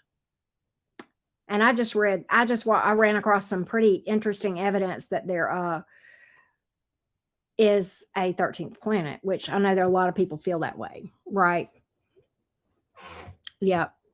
Well, yeah, because 13, and I understand why that's said in the States too, that 13 is unlucky, but that's just because religion demonized it, right? That's all that's about. That's just indoctrination, is all that is. That's just indoctrination. You in the UK, they don't make a record of the time. Oh no. Oh no, Abigail. Darn.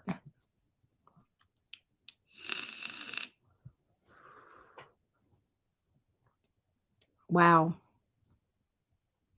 Yes. 13 is balance. I love that cap. Probably, Christy. Probably. Probably.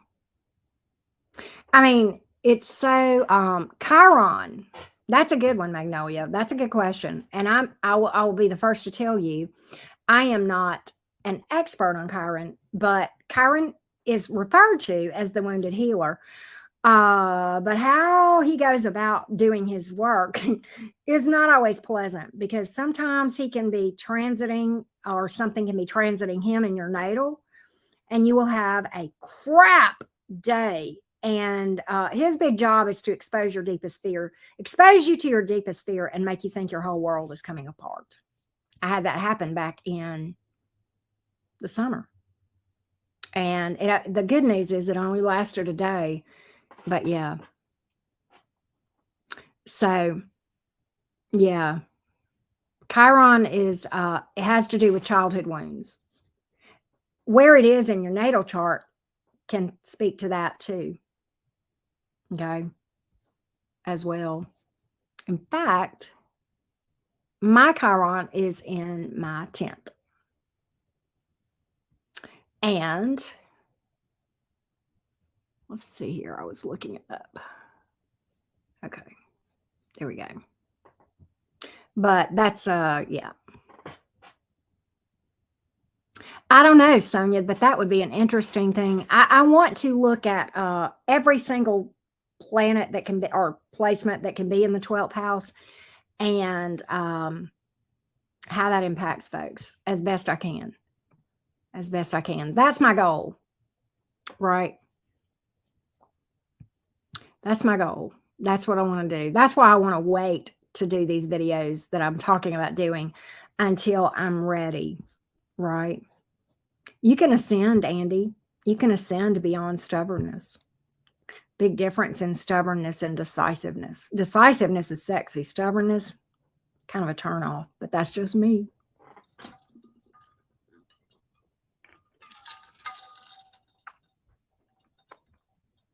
Wow, GM, that's crazy. That's crazy. Yeah, you can, Sonia. You can. Right. That'll help, Andy. Wow, Kat. Okay, that's an interesting. I did not. Okay, thank you for that. Thank you for that. Oh, Lelaine, thank you for being here, love.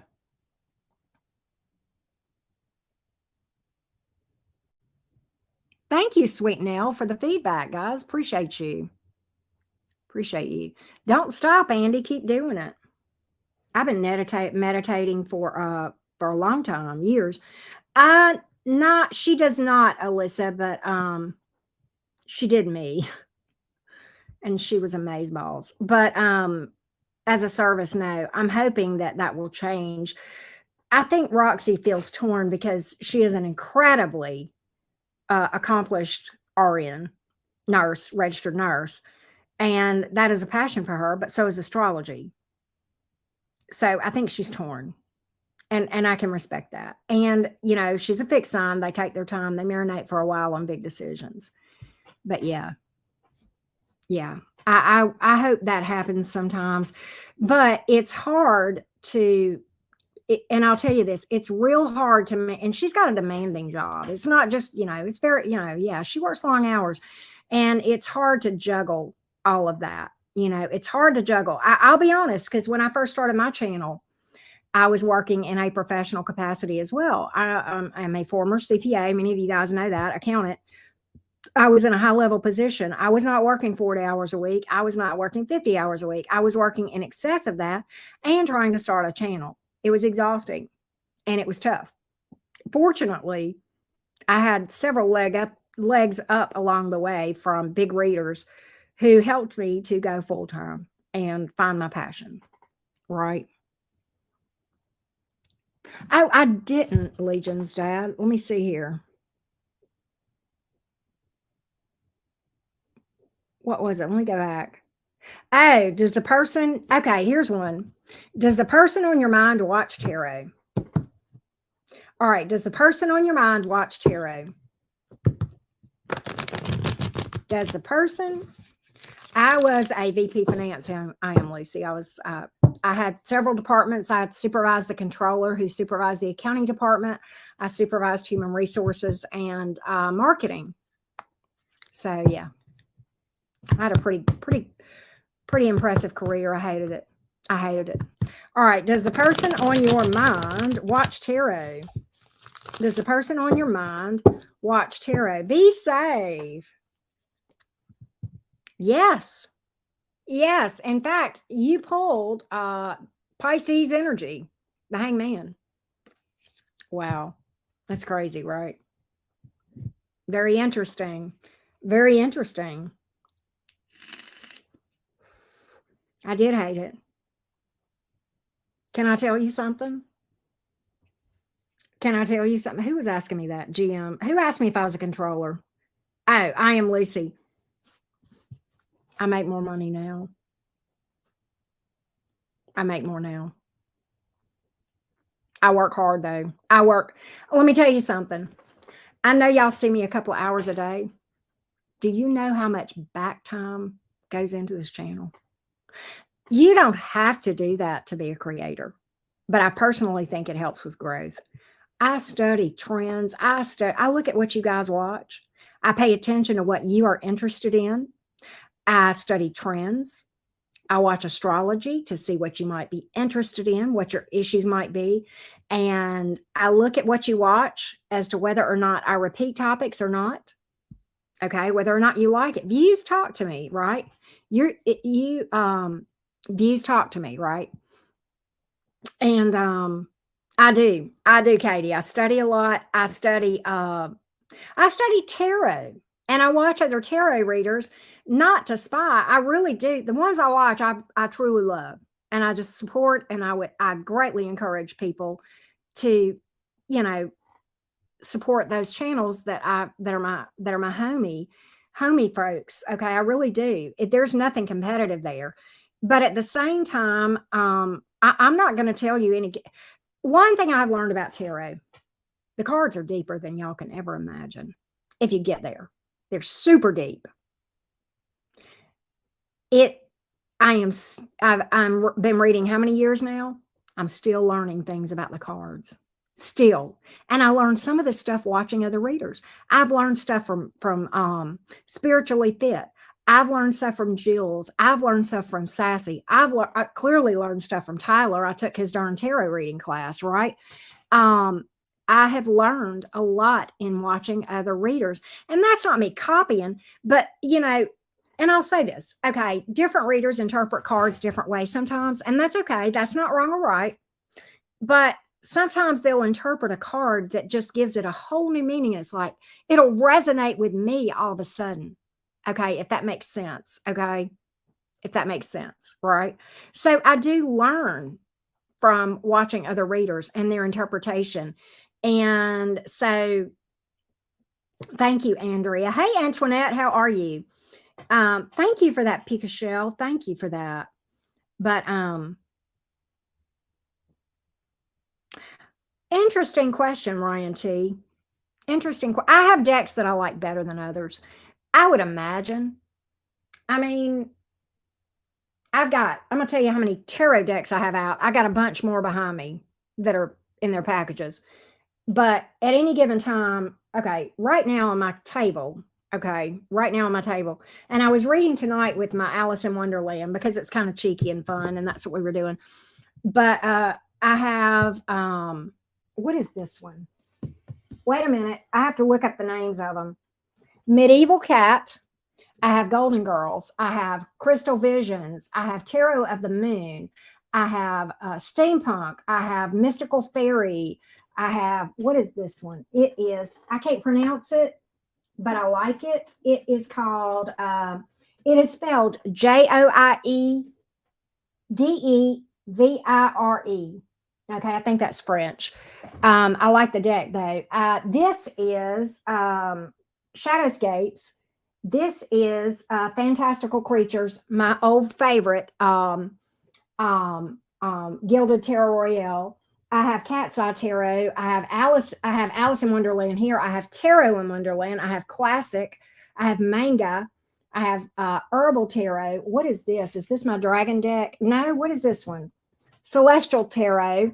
I have a dragon deck. I have Everyday Witch. I have Edgar Allan Poe, and I have Teen Witch. Oh, and over here I have the one that Roxy gave me, which is Tarot of Mystical Moments. And then I got a bunch of oracle cards on this side.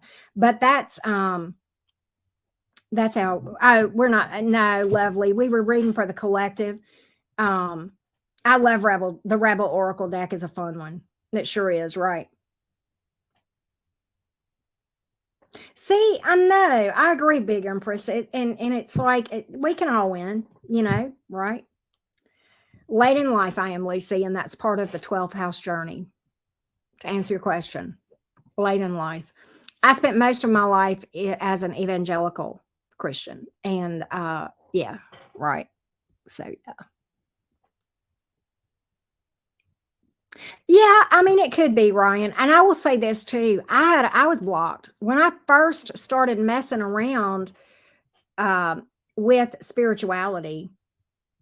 Puka Shell, I tell you how I picked out my singing bowl. I went and some singing bowls I cannot work. I have a singing bowl. Many of you know that, right? I have a singing bowl right here. Some of them I can't do. I think it's kind of like tarot cards. And but this one just hit me, right? But Sweet Nell, we're not doing individual readings. These were for the collective, okay? But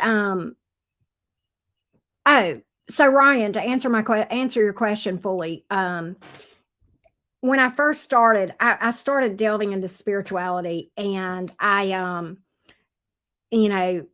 made a very, very, what has turned out to be a very significant friendship, who I'm still best friends with. He is a Virgo, and basically he became like a mentor, like a spiritual teacher in essence. And I can't really talk about my connection with him without crying, because he's totally platonic friend. And he knew intuitively where I was supposed to go. I don't know how he knew. He just knew. Well, I do know, because he's just a badass spiritually. But he kept telling me, you can learn tarot. I'm like, I can't. I can't. And I would pull spreads and I would try. And I was just like, I had this I'm like, this doesn't make any sense. And then I don't know what happened, but something just clicked. Something just clicked. So to answer your questions about Ouija boards, here is what I am firmly believe about any tool, okay, any divining tool, as we call it. If you cleanse it and you handle it properly and you know how to keep the portals secure from unwanted energies, okay, then it can absolutely be useful. Okay. Most people get into trouble with Ouija boards because they don't know what the heck they're doing. And that's that. I don't want to speak too much to that because that goes over into the craft a little bit. And while I am a practitioner, that's not really my focus here. Right. Divinity insight. I could, you know what? I think you might be hitting on something with me. I think you may be right. I think you may be right. Right. Yeah, Andy. Yeah. Yeah. And that's true with any, you know, I will say this about the craft, and I won't, again, I'm not going to harp on this, but I will say this about the craft. Um, there's an old saying amongst old witches: don't conjure what you can't banish. Don't bite off more than what you can chew. Right. So, yeah. Yeah. Don't conjure what you can't banish. Right. Yeah, Brittany. Yeah, absolutely. Absolutely. I would never, in fact, I'll just be honest with you. The only, and can I just lay something on the line? I don't care what any tarot reader tells you. I don't care what they say. But for that matter, every prayer you speak, every word you speak is a spell. And every time I throw a tarot card, it's a spell. You're casting. Okay. I'm a solitary practitioner. I have practiced with other people and live to regret it. So anything other than tarot, I'm private, I'm solitary, and there's a reason for that. There's a reason for that. Okay. But you can trust and believe, even doing this, I cover myself from a craft standpoint. I do. I cover myself and I am covered. And I will say that yeah, I do a lot of things. You know, sometimes people will email me and they'll be like, can you, cast a spell? I could, but I'm not going to do it. I'm not going to do it. No, I'm not going to do it. It's just not my area. I love the craft. I don't cast every day. In fact, I rarely cast because to me, magic is in the way that you approach your life, period. Every breath you take, every thought you have, every word you say, every intention you set, that is magic. That is manifestation. Magic and manifestation are the same thing. Change my mind. Too late, you can't. Right. But hey, Katie May, thank you for that, love bug. Thank you for being here. But I really believe that. And I believe you can put intention into your morning coffee, your shower. Okay. The way you put on your makeup. Right. I believe you can put intention into what clothes you wear. I'll be honest with you, I do. I do. So it's more a way of life. It's more a way of life. But so there's a lot of things I do from a spiritual standpoint that I don't do publicly as a service. Am I a medium? Yes, but I am not going to provide mediumship services. And I say that on my website. Am I psychic? Sometimes, but I'm not going to provide that service to other people. I'm just not. That's just not my calling. It's a good calling and I love that. I'm not saying I never will. I don't know where the universe might take me in the future, but for right now, no, no, no, no, no, no. And quite honestly, a lot of times people will email me and they'll book a reading, but they'll want me to do a spell in the reading. And I'm like, no, because a real practitioner, my readings, y'all know what my readings run. I don't know if you ever know that. Depending on the type of reading you get and whether or not I'm running a sale, you're looking anywhere from $50 to $90, depending on if I'm running a sale or what kind of reading it is or how many questions you're asking, blah, blah, blah. Let me tell you something. A real practitioner that is actually worth fooling with, you're going to pay $250 for a spell. You are. That's just the way it is. Same thing for a medium, a real psychic. You're not going to get that for what you pay for a tarot reading. Two totally different things, right? Yeah, see, you could, Legion, and I'll be honest with you. I don't, Magnolia. I don't read birth charts. I don't, Love Bug.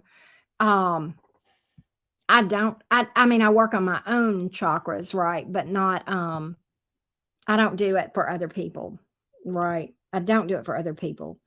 But one reason, well, I think sometimes, Abigail, it's they don't realize the difference. I think they don't realize. I think that's it, and that's understandable. So I try to have grace in my heart for folks that truly don't understand, right? Um, but I have people contacting me, want me to cast love spells, and I'm like, no, don't do that by anybody, right? Don't do that crap. That's just bad, right?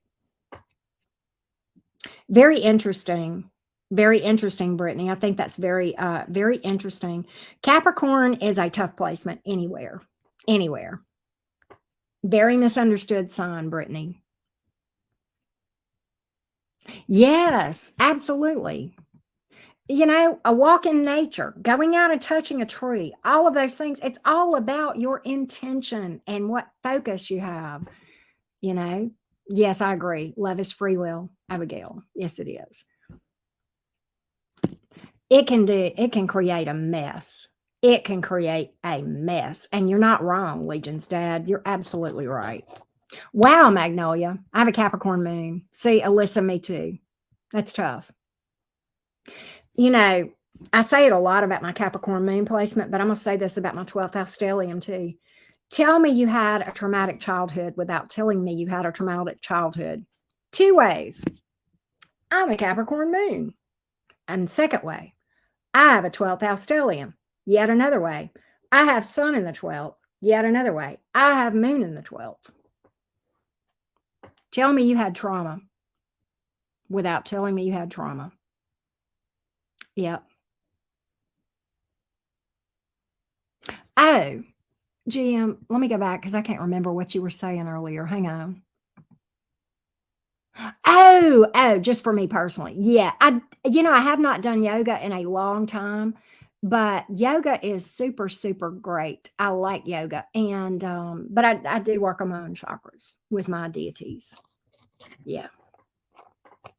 So yeah. Yeah, Abigail. Yeah. Gemini, Sun, Moon, and Mercury. It would behoove you to find out if your Sun or Moon, if your Moon is in your 12th house, Sweet Nell. That is a huge. And oh my God, Andy, it's crazy. I am so interested in Tai Chi. I think Tai Chi is absolutely. I love it. I think it's just absolutely breathtakingly beautiful. I want to do Tai Chi. One day I'm going to find time, right, to do Tai Chi. Tai Chi. Tai Chi. I don't know if I'm saying it right, but yeah. Wow. Aqua Sun, Cap Moon. That means your moon is probably oh wait, what's your I don't know your rising. Yeah, yeah. But yeah. Cap Moon, Aqua Sun, Aries, Venus. Wow. Very interesting. Brittany, I'm the same way. I can't swim that well. Libra rising. Okay, so let's see here. Okay. Yes, Sweet Nell, when you run your birth chart.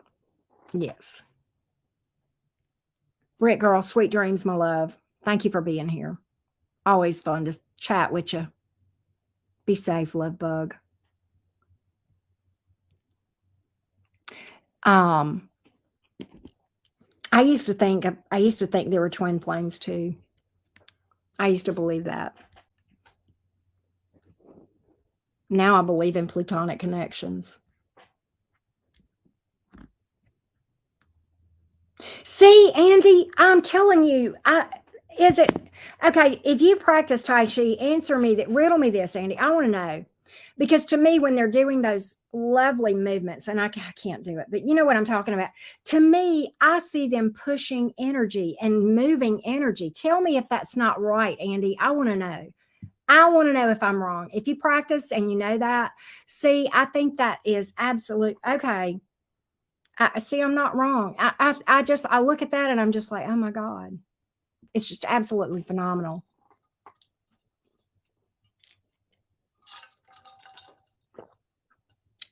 Wow. Wow, Elise. Wow, Andy. It's beautiful. Not right, Legion. I know.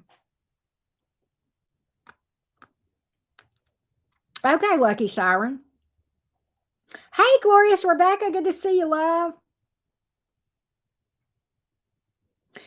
It you can actually do things with your hands like so, I believe. See, Jules? Yeah, it's beautiful. It is. I mean, they say it's a great mechanism. I wanted it for the spiritual aspects of it. That's what I was. That's what most interested me. But I mean, the other would be awesome too, right? Okay, GM. All right. And I don't know. I'm not. I've never done martial arts, but I think martial arts is amazing. But this is like what you. This is a sound bowl. Yes, Alyssa. There are several.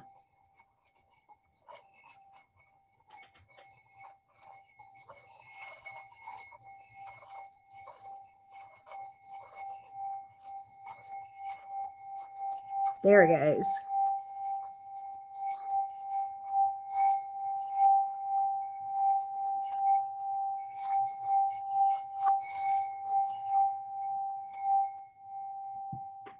Love my little sound bowl. Love my little sound bowl.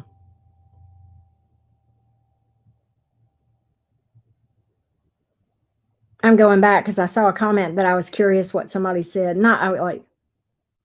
Okay, here we go. All right, what are we at? Actually, he is in his 30s, Cat. He is in his late 30s. My buddy, my buddy. Gemini Sun, Leo Moon, Virgo Rising. That means your moon is in your 12th house, Paul. Your moon is in your 12th house. You are a 12th house person, Paul. Welcome to my club.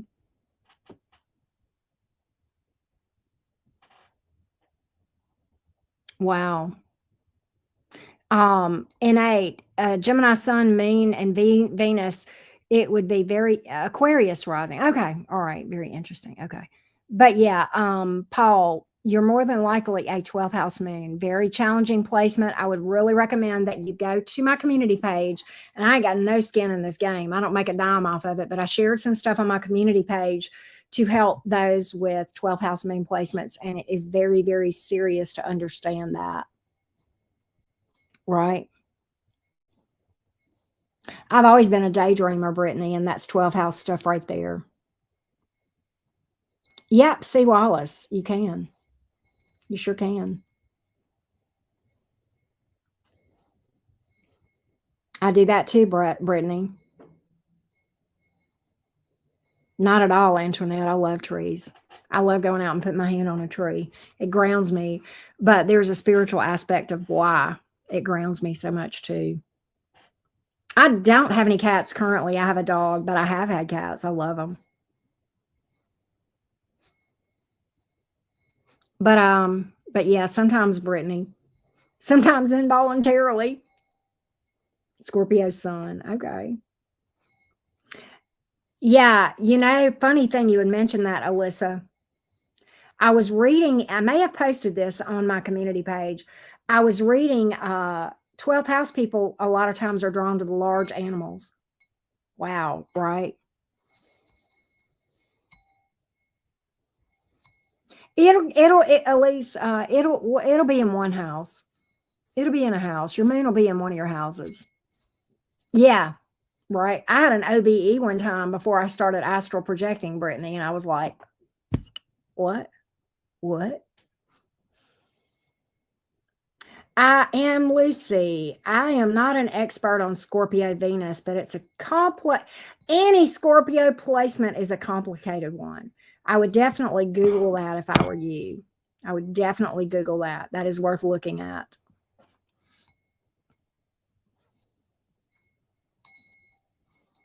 I love that, Scorpio. I love that. Wow. Yep, me too, Saffron. 12th houses have an awareness sometimes, depending on your placements, 12th house stelliums, suns, moons, that sort of thing. You have an awareness of things that a lot of people don't have. I can, at my house that I lived at before, there was a large oak tree in the front yard. And y'all live in the South, y'all know that. And I know the history of that tree. And I know the things that that tree saw. And that tree was very sad. So, yeah, I know the history of that tree. That tree and I became old friends, right? See, I wonder about that, cusp rider. I wonder about that. I mean, everybody has challenging placements. Everybody, right? Everybody.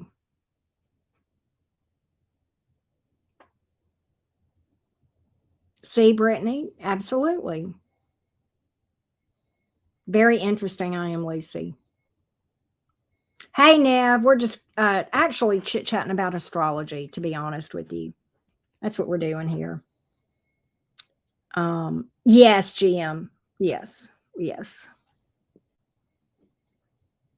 Yes. For me personally, I am Lucy. We were talking about the connection to trees. For me personally, and grounding and earthing is super great when you can. You know, walking barefoot on the bare earth, dirt, or grass, not concrete, right? But certainly, especially right now for us, you know, in the northern hemisphere, the weather is not always conducive to that. But quite honestly, I gain as much or more just going out and putting my palm on a tree for a couple minutes. It's amazing how grounded I can feel that way. My singing bowl grounds me. Right. I know, Legion's dad. I know. Agree. Agree. But yeah, he's over in my shorts. I think I've got some of him on my other channel too. I don't know. Yes, it is, Andy. Nature really, really grounds in general, clears the mind. Another thing that I will tell my 12th house folks, trines are a positive aspect between two planets, Magnolia.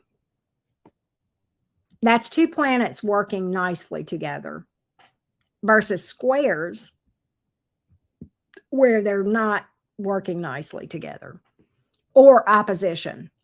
And conjunctions just depend on the two planets. Sometimes they play nice when they conjunct, sometimes they don't. All right. Actually, Legion, I was leasing him. His name is JJ, and I just ran out of time and I had to, and it breaks my heart. But quite honestly, it was best for everything because as it turned out, my life took a total turn and I just don't have the ability to take the time that he deserved. He's an amazing horse and we were very connected, very connected. But yeah, I used to laugh. He was so feisty, man. So feisty. Great horse. Great mind. That horse, you know, I love horses. They're all smart, but he was like, he was how, even as horses go, and they are an intelligent animal, but he was one of the most intelligent horses I have ever come across. He could catch on to stuff like that. Yes, 12th house people are very deeply spiritual and intuitive. Another thing that I want to make sure that my 12th house folks know, or people in the sun and the moon in 12th house, but not even a stellium, things I've learned that make sense to me for the first time. 12th house stellium people and sun or moon need to have more sleep than everybody else. And I did not, I always knew I needed more sleep than the average person. I didn't know why. Now I know why. Sleep rejuvenates a 12th house person. I did not know that. I did not know that. Okay. Now I know. When I go without sleep, and I'll be honest, it affects the way I read. It affects the way I read. I also learned that solitude every day, super important for 12th house people. Super, super important. You must take that time and rejuvenate yourself. You must take that time and rejuvenate yourself. Um, I never understood all of that. I do lucid dream and I do astral travel, Andy, to answer your question. I do. Yes, I do. I do. Yes, they are, Legion. I fully agree. See, me too, Scorpio. If I feel sleepy, I'm gonna lay down and take a nap. I have to, right? Yeah. The true empaths, 12th house. The true I don't can we talk about star seeds for a half a second? Just a half a second. I'm real iffy on them. I'm real iffy on whether even that's a thing. I mean, I used to think, oh, I'm a star seed and all this, and maybe I am, maybe I'm not. If there's such a thing as a star seed, you will find them with your 12th house people. They got a job to do, and it's different from everybody else. And we're just the weirdos, mister. They got a job to do. Right. Right. Actually, my Taurus Jupiter likes to Netflix and eat. I actually am that Taurus and Jupiter, man. I as far as how I approach food and chill time and my creature comforts whenever I'm chilling, I am such a Taurus in that way. Weird, huh? Oh, I always got snacks on my nightstand. Let me tell you, always, I always got a snack. Always do. Yeah. And Brittany, I think you may know this. My daughter's a Taurus. I always say her twin flame is her pillow and her blankets, right? So yeah, I love Taurians. They're beautiful. They're beautiful. I heard that, Legion. Thank you for that, sweetie. Thank you for that, Legion. Ah, Scorpio, that's funny. Um, right? I know, Cusp. Right. Time for naps. Absolutely. My Taurus absolutely loves her creature comforts. She does not like change at all. But with Uranus having been in Taurus now since 2018, she's had to learn to deal with that, right? Two best Taurus friends. Yeah, they are like that. They're cute as they can be, though. Tauruses can come across, not necessarily, Alyssa, not necessarily. You're going to have to run your whole chart to find out. Jupiter and Saturn in Capricorn. Wow. They can be cusp. She's not, I mean, here, fixed signs in general can be stubborn. As a mutable sign, I had to learn how to approach a fixed sign.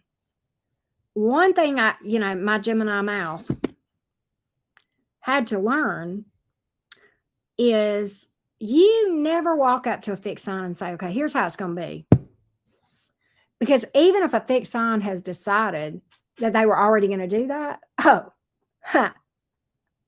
they're going to dig their heels in and go the opposite direction. And hell would freeze over before you got your way. Right? But that's not how you approach a fixed sign. How you approach a fixed sign, if you want to throw out a new idea about changing the routine, see, Rising Phoenix, how you approach a fixed sign, and actually, if you think about it, do we all not? I'm going to tell you how to approach a fixed sign, but to be honest, we all appreciate being approached like I'm about to say. When I approach my fixed signs, especially, but really anybody deserves to be approached like this. Hey, I have an idea, and I don't know. I would like to throw it around for discussion. What do you think about if we do this instead of what we're doing now? But do we all not deserve to be treated with just kindness and consideration? Right. So yeah, you do got to sell it, but really you need to be kind and considerate with everybody, right? But yeah, I have found, and my daughter is a Taurus, her dad is a Scorpio, and that's kind of a circus sometimes. They're on the same axis, and you want to talk about two people that can argue like with the signpost. But yeah, and then they're funny. They call Gemini the mutable to be the referee sometimes. But with that being said, I had to learn, and my Scorpio ex, that's her dad, we have a good connection now, but it took how many years to get to the place where we could actually communicate? And now I've learned, I'm not going to go and just be harping in his face like this. He doesn't appreciate that, but then again, neither would I. So it's about walking up to him and saying, "Hey, Scorpio, I was thinking, what do you think about this?" And you know what's interesting? When you walk up and you really have an open mind about maybe this will work, maybe this won't, sometimes that Scorpio will come back and say, "Well, but what about this?" And you hadn't thought about it. Okay. And it's really a good open dialogue. And you know what? They may be right, you know? So there you go. There you go. So yeah. Wow, Magnolia, that's so funny. That Taurus Scorpio thing is something else. Scorpio is all about change, change, transformation, transformation. Their whole life is about transformation, constantly transforming. Taurus is like, "No, I don't want to change. No, I don't want to change," right? So that's a pretty interesting dynamic between those two. That's a pretty interesting dynamic. I love those two energies. I mean, there's things I like about every sign. There's things I like about every sign.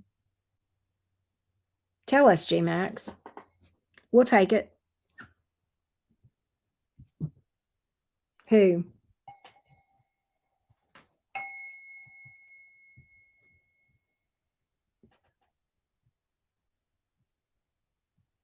I don't know who you're talking about, G Max. Yeah, Pippi Lou. Exactly. Be safe. Be safe, Andy. I wish you safe and pleasant travels, right? Right. Yeah, I was wondering about that, Saffron. Thank you for taking that. Yeah. Yeah. Thank y'all. Mod Squad rocks. Thank y'all. Thank y'all for that. I was like, what is this person even talking about? It's not even what we're all talking about, right? That's funny, Brittany. That's funny. That sounds amazing, Andy. That sounds amazing. Moon is in Taurus, Venus in Scorpio, Cappy Sun and Sag rising. Very interesting. This tells me you might have Sun in the 12th, Lucy. I know, right, Alyssa?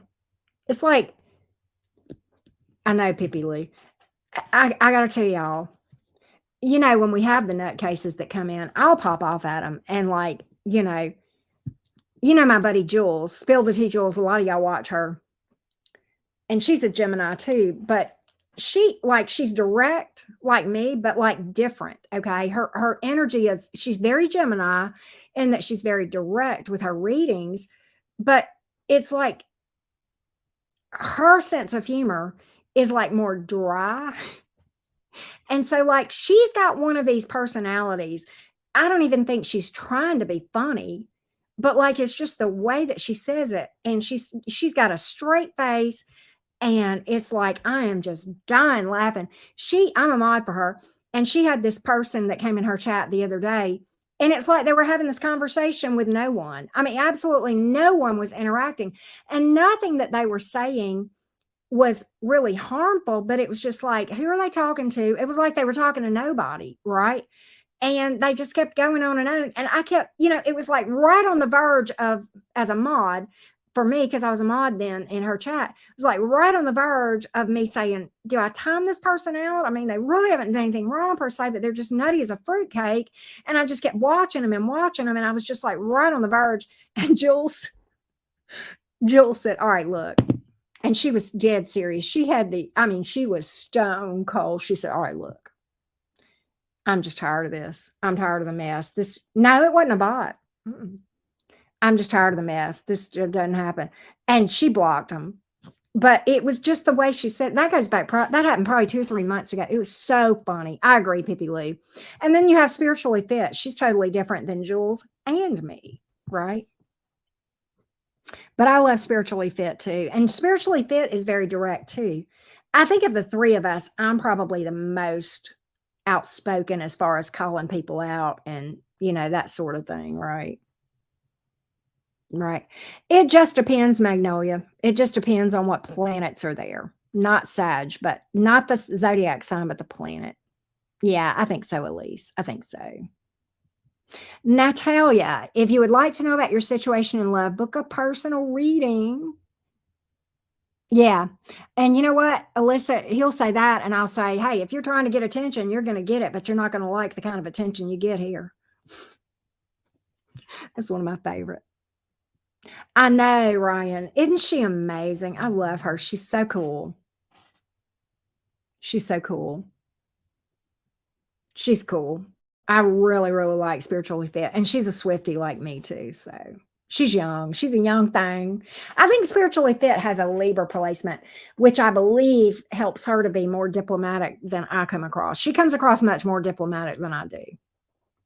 But yeah. Oh, okay, Caspel, then it could have been. It could have been, and I was just like, right. Yeah, I know Scorpio. I agree. I like her a lot. She's a sweetheart. She a good reader. I like when she does the bells. I want to get me some bells. Yes, Legion, do it. Do it. Yes. Thank you for asking. That's very sweet of you. But yes, please do post that link to show Andy whose food they should buy in Thailand. Yes. Wow, Brittany. See, mine's Cancer. My Venus is Cancer. Very interesting. Very interesting. There you go. There it is, Andy. I hope you see it. Yeah. There you go. Yeah, she's more like a strawberry blonde, which to be honest, Pippi Lou, when I was younger, I was a strawberry blonde too, and my hair darkened over time, and now it is chemically enhanced. Your Venus is in Aries. Okay. Cancer moon. Um, Venus in Aries. Okay. Venus in Cancer can be a tough placement, Brittany. One of the challenges for people with Venus Cancer is codependency and holding on to things where people, just don't want to be with you anymore and hung up on an ex. That's a really tough one for um, um, Venus and Cancer. Hey, Lise. Oh, thanks, GM. Thank you for that. Thank you, Pippi Lou. Wow, I am Lucy. That's so cool. Venus and Cancer, Vedic, and Venus, Leo, and Tropical. Okay. Okay. Gotcha. Gotcha. I am planning to go, and I'm planning to upload or live tomorrow, but I don't know.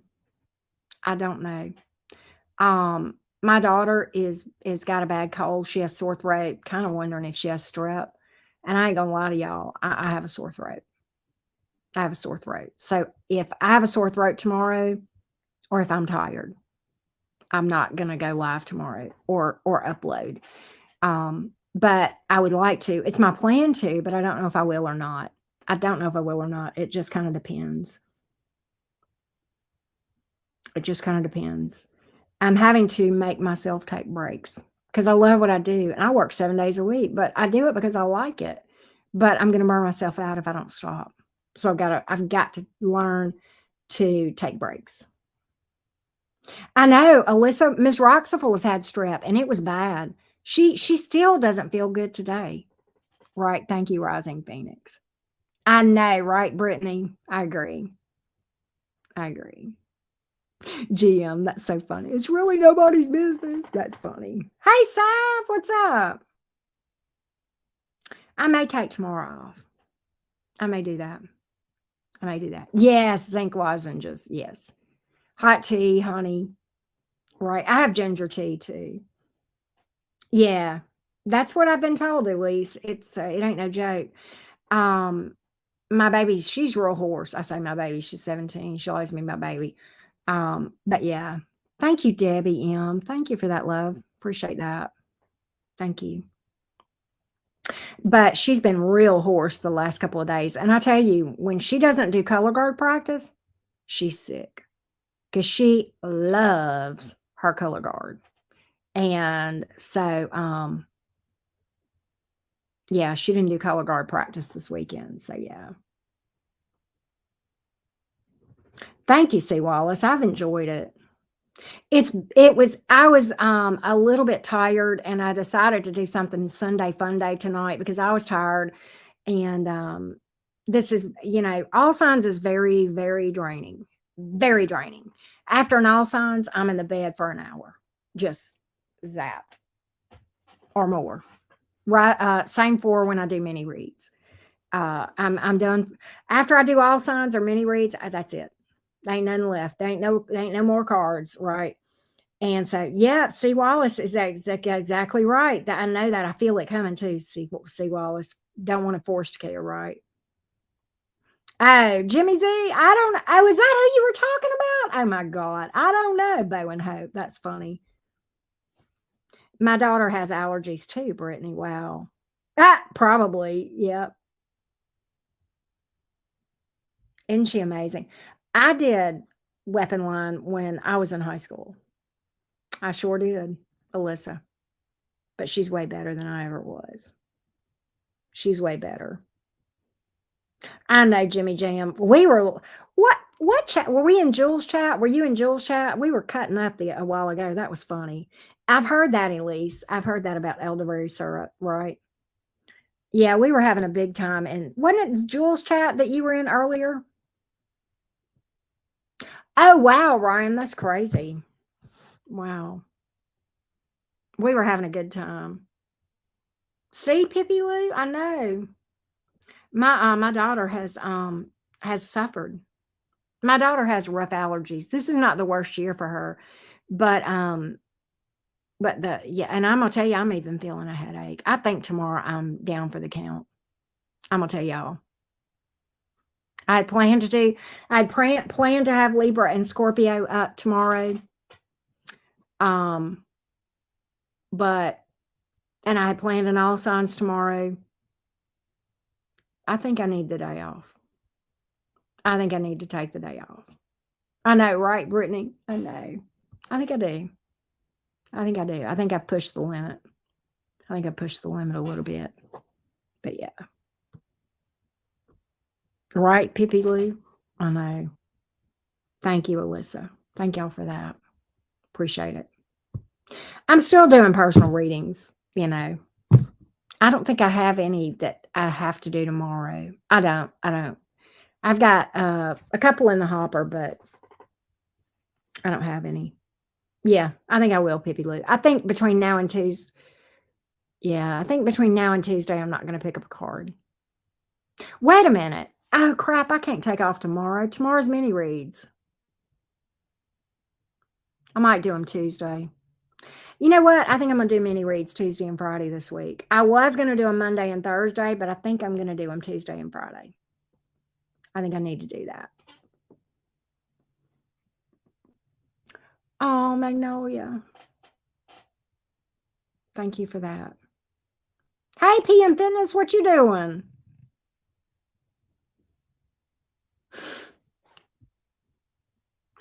Rising Phoenix, you are one stubborn Taurus, but I do love you anyway.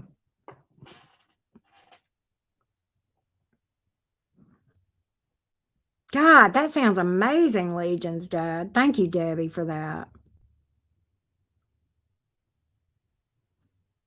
I have a sweet group of followers, Ryan. I do. Very sweet, very supportive. Yeah, I think I'll do a Tuesday, Friday. And then I'll pick back up the next week and do my Monday, Thursday, right? Thank you, Pippi Lou. I need me healthy too. And my daughter needs me healthy. So, yeah, it's important.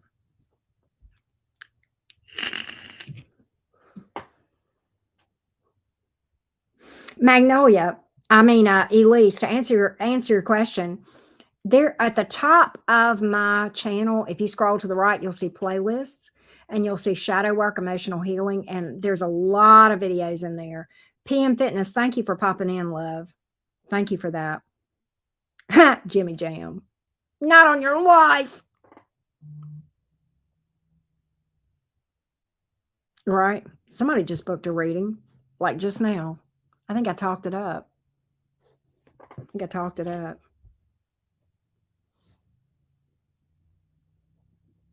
But yeah, also, Elise, you can, I think I've got those linked in my description boxes, don't I? Let me see. Let me go look at my description box real quick. Let me see what's in my description box. I can't even remember. I know I've got like personal reading stuff in there. Yeah, it's linked in my description boxes. So it's the shadow work playlist is one of the ones that's linked there. Thank you, LA. Thank you for that. Um, at the top of my channel, you know how you'll see home and then you'll see videos and then something and then live and then something and then community page. That's the community page. You can scroll over. How does it look? I don't know. Let me see. Okay, it says you have a home, then videos, which is where the uploads are for the individual signs, and then shorts, which is like, just fun stuff. And then lives, which is where you see everything that I do live, if I go live or if I upload and pre-record, right? And then the next thing over is playlists, which is where you'll see all those playlists, okay? And then after that, you'll see community and yeah. And then you scroll on over about and you can see about me and all that kind of stuff, right? But yeah, you can see a lot of stuff on there. I posted 12th house stuff, a couple of them today. Let me go back. One yesterday. I think I did one day before. I've done several things, 12 house. Yeah, even okay, I did one. The sun one that was so good was 4 days ago. I really liked that girl. I found her and I thought she did a real good job.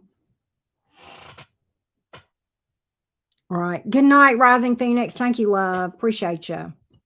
Appreciate you so much. Appreciate you.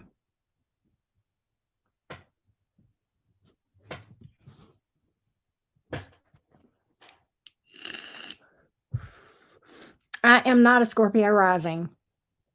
I am a Gemini rising. I need to. My throat is. I'm. When I get off of here, I'm going to take some. I may hit the NyQuil, but I'm probably going to. Cusp. They're on my community page.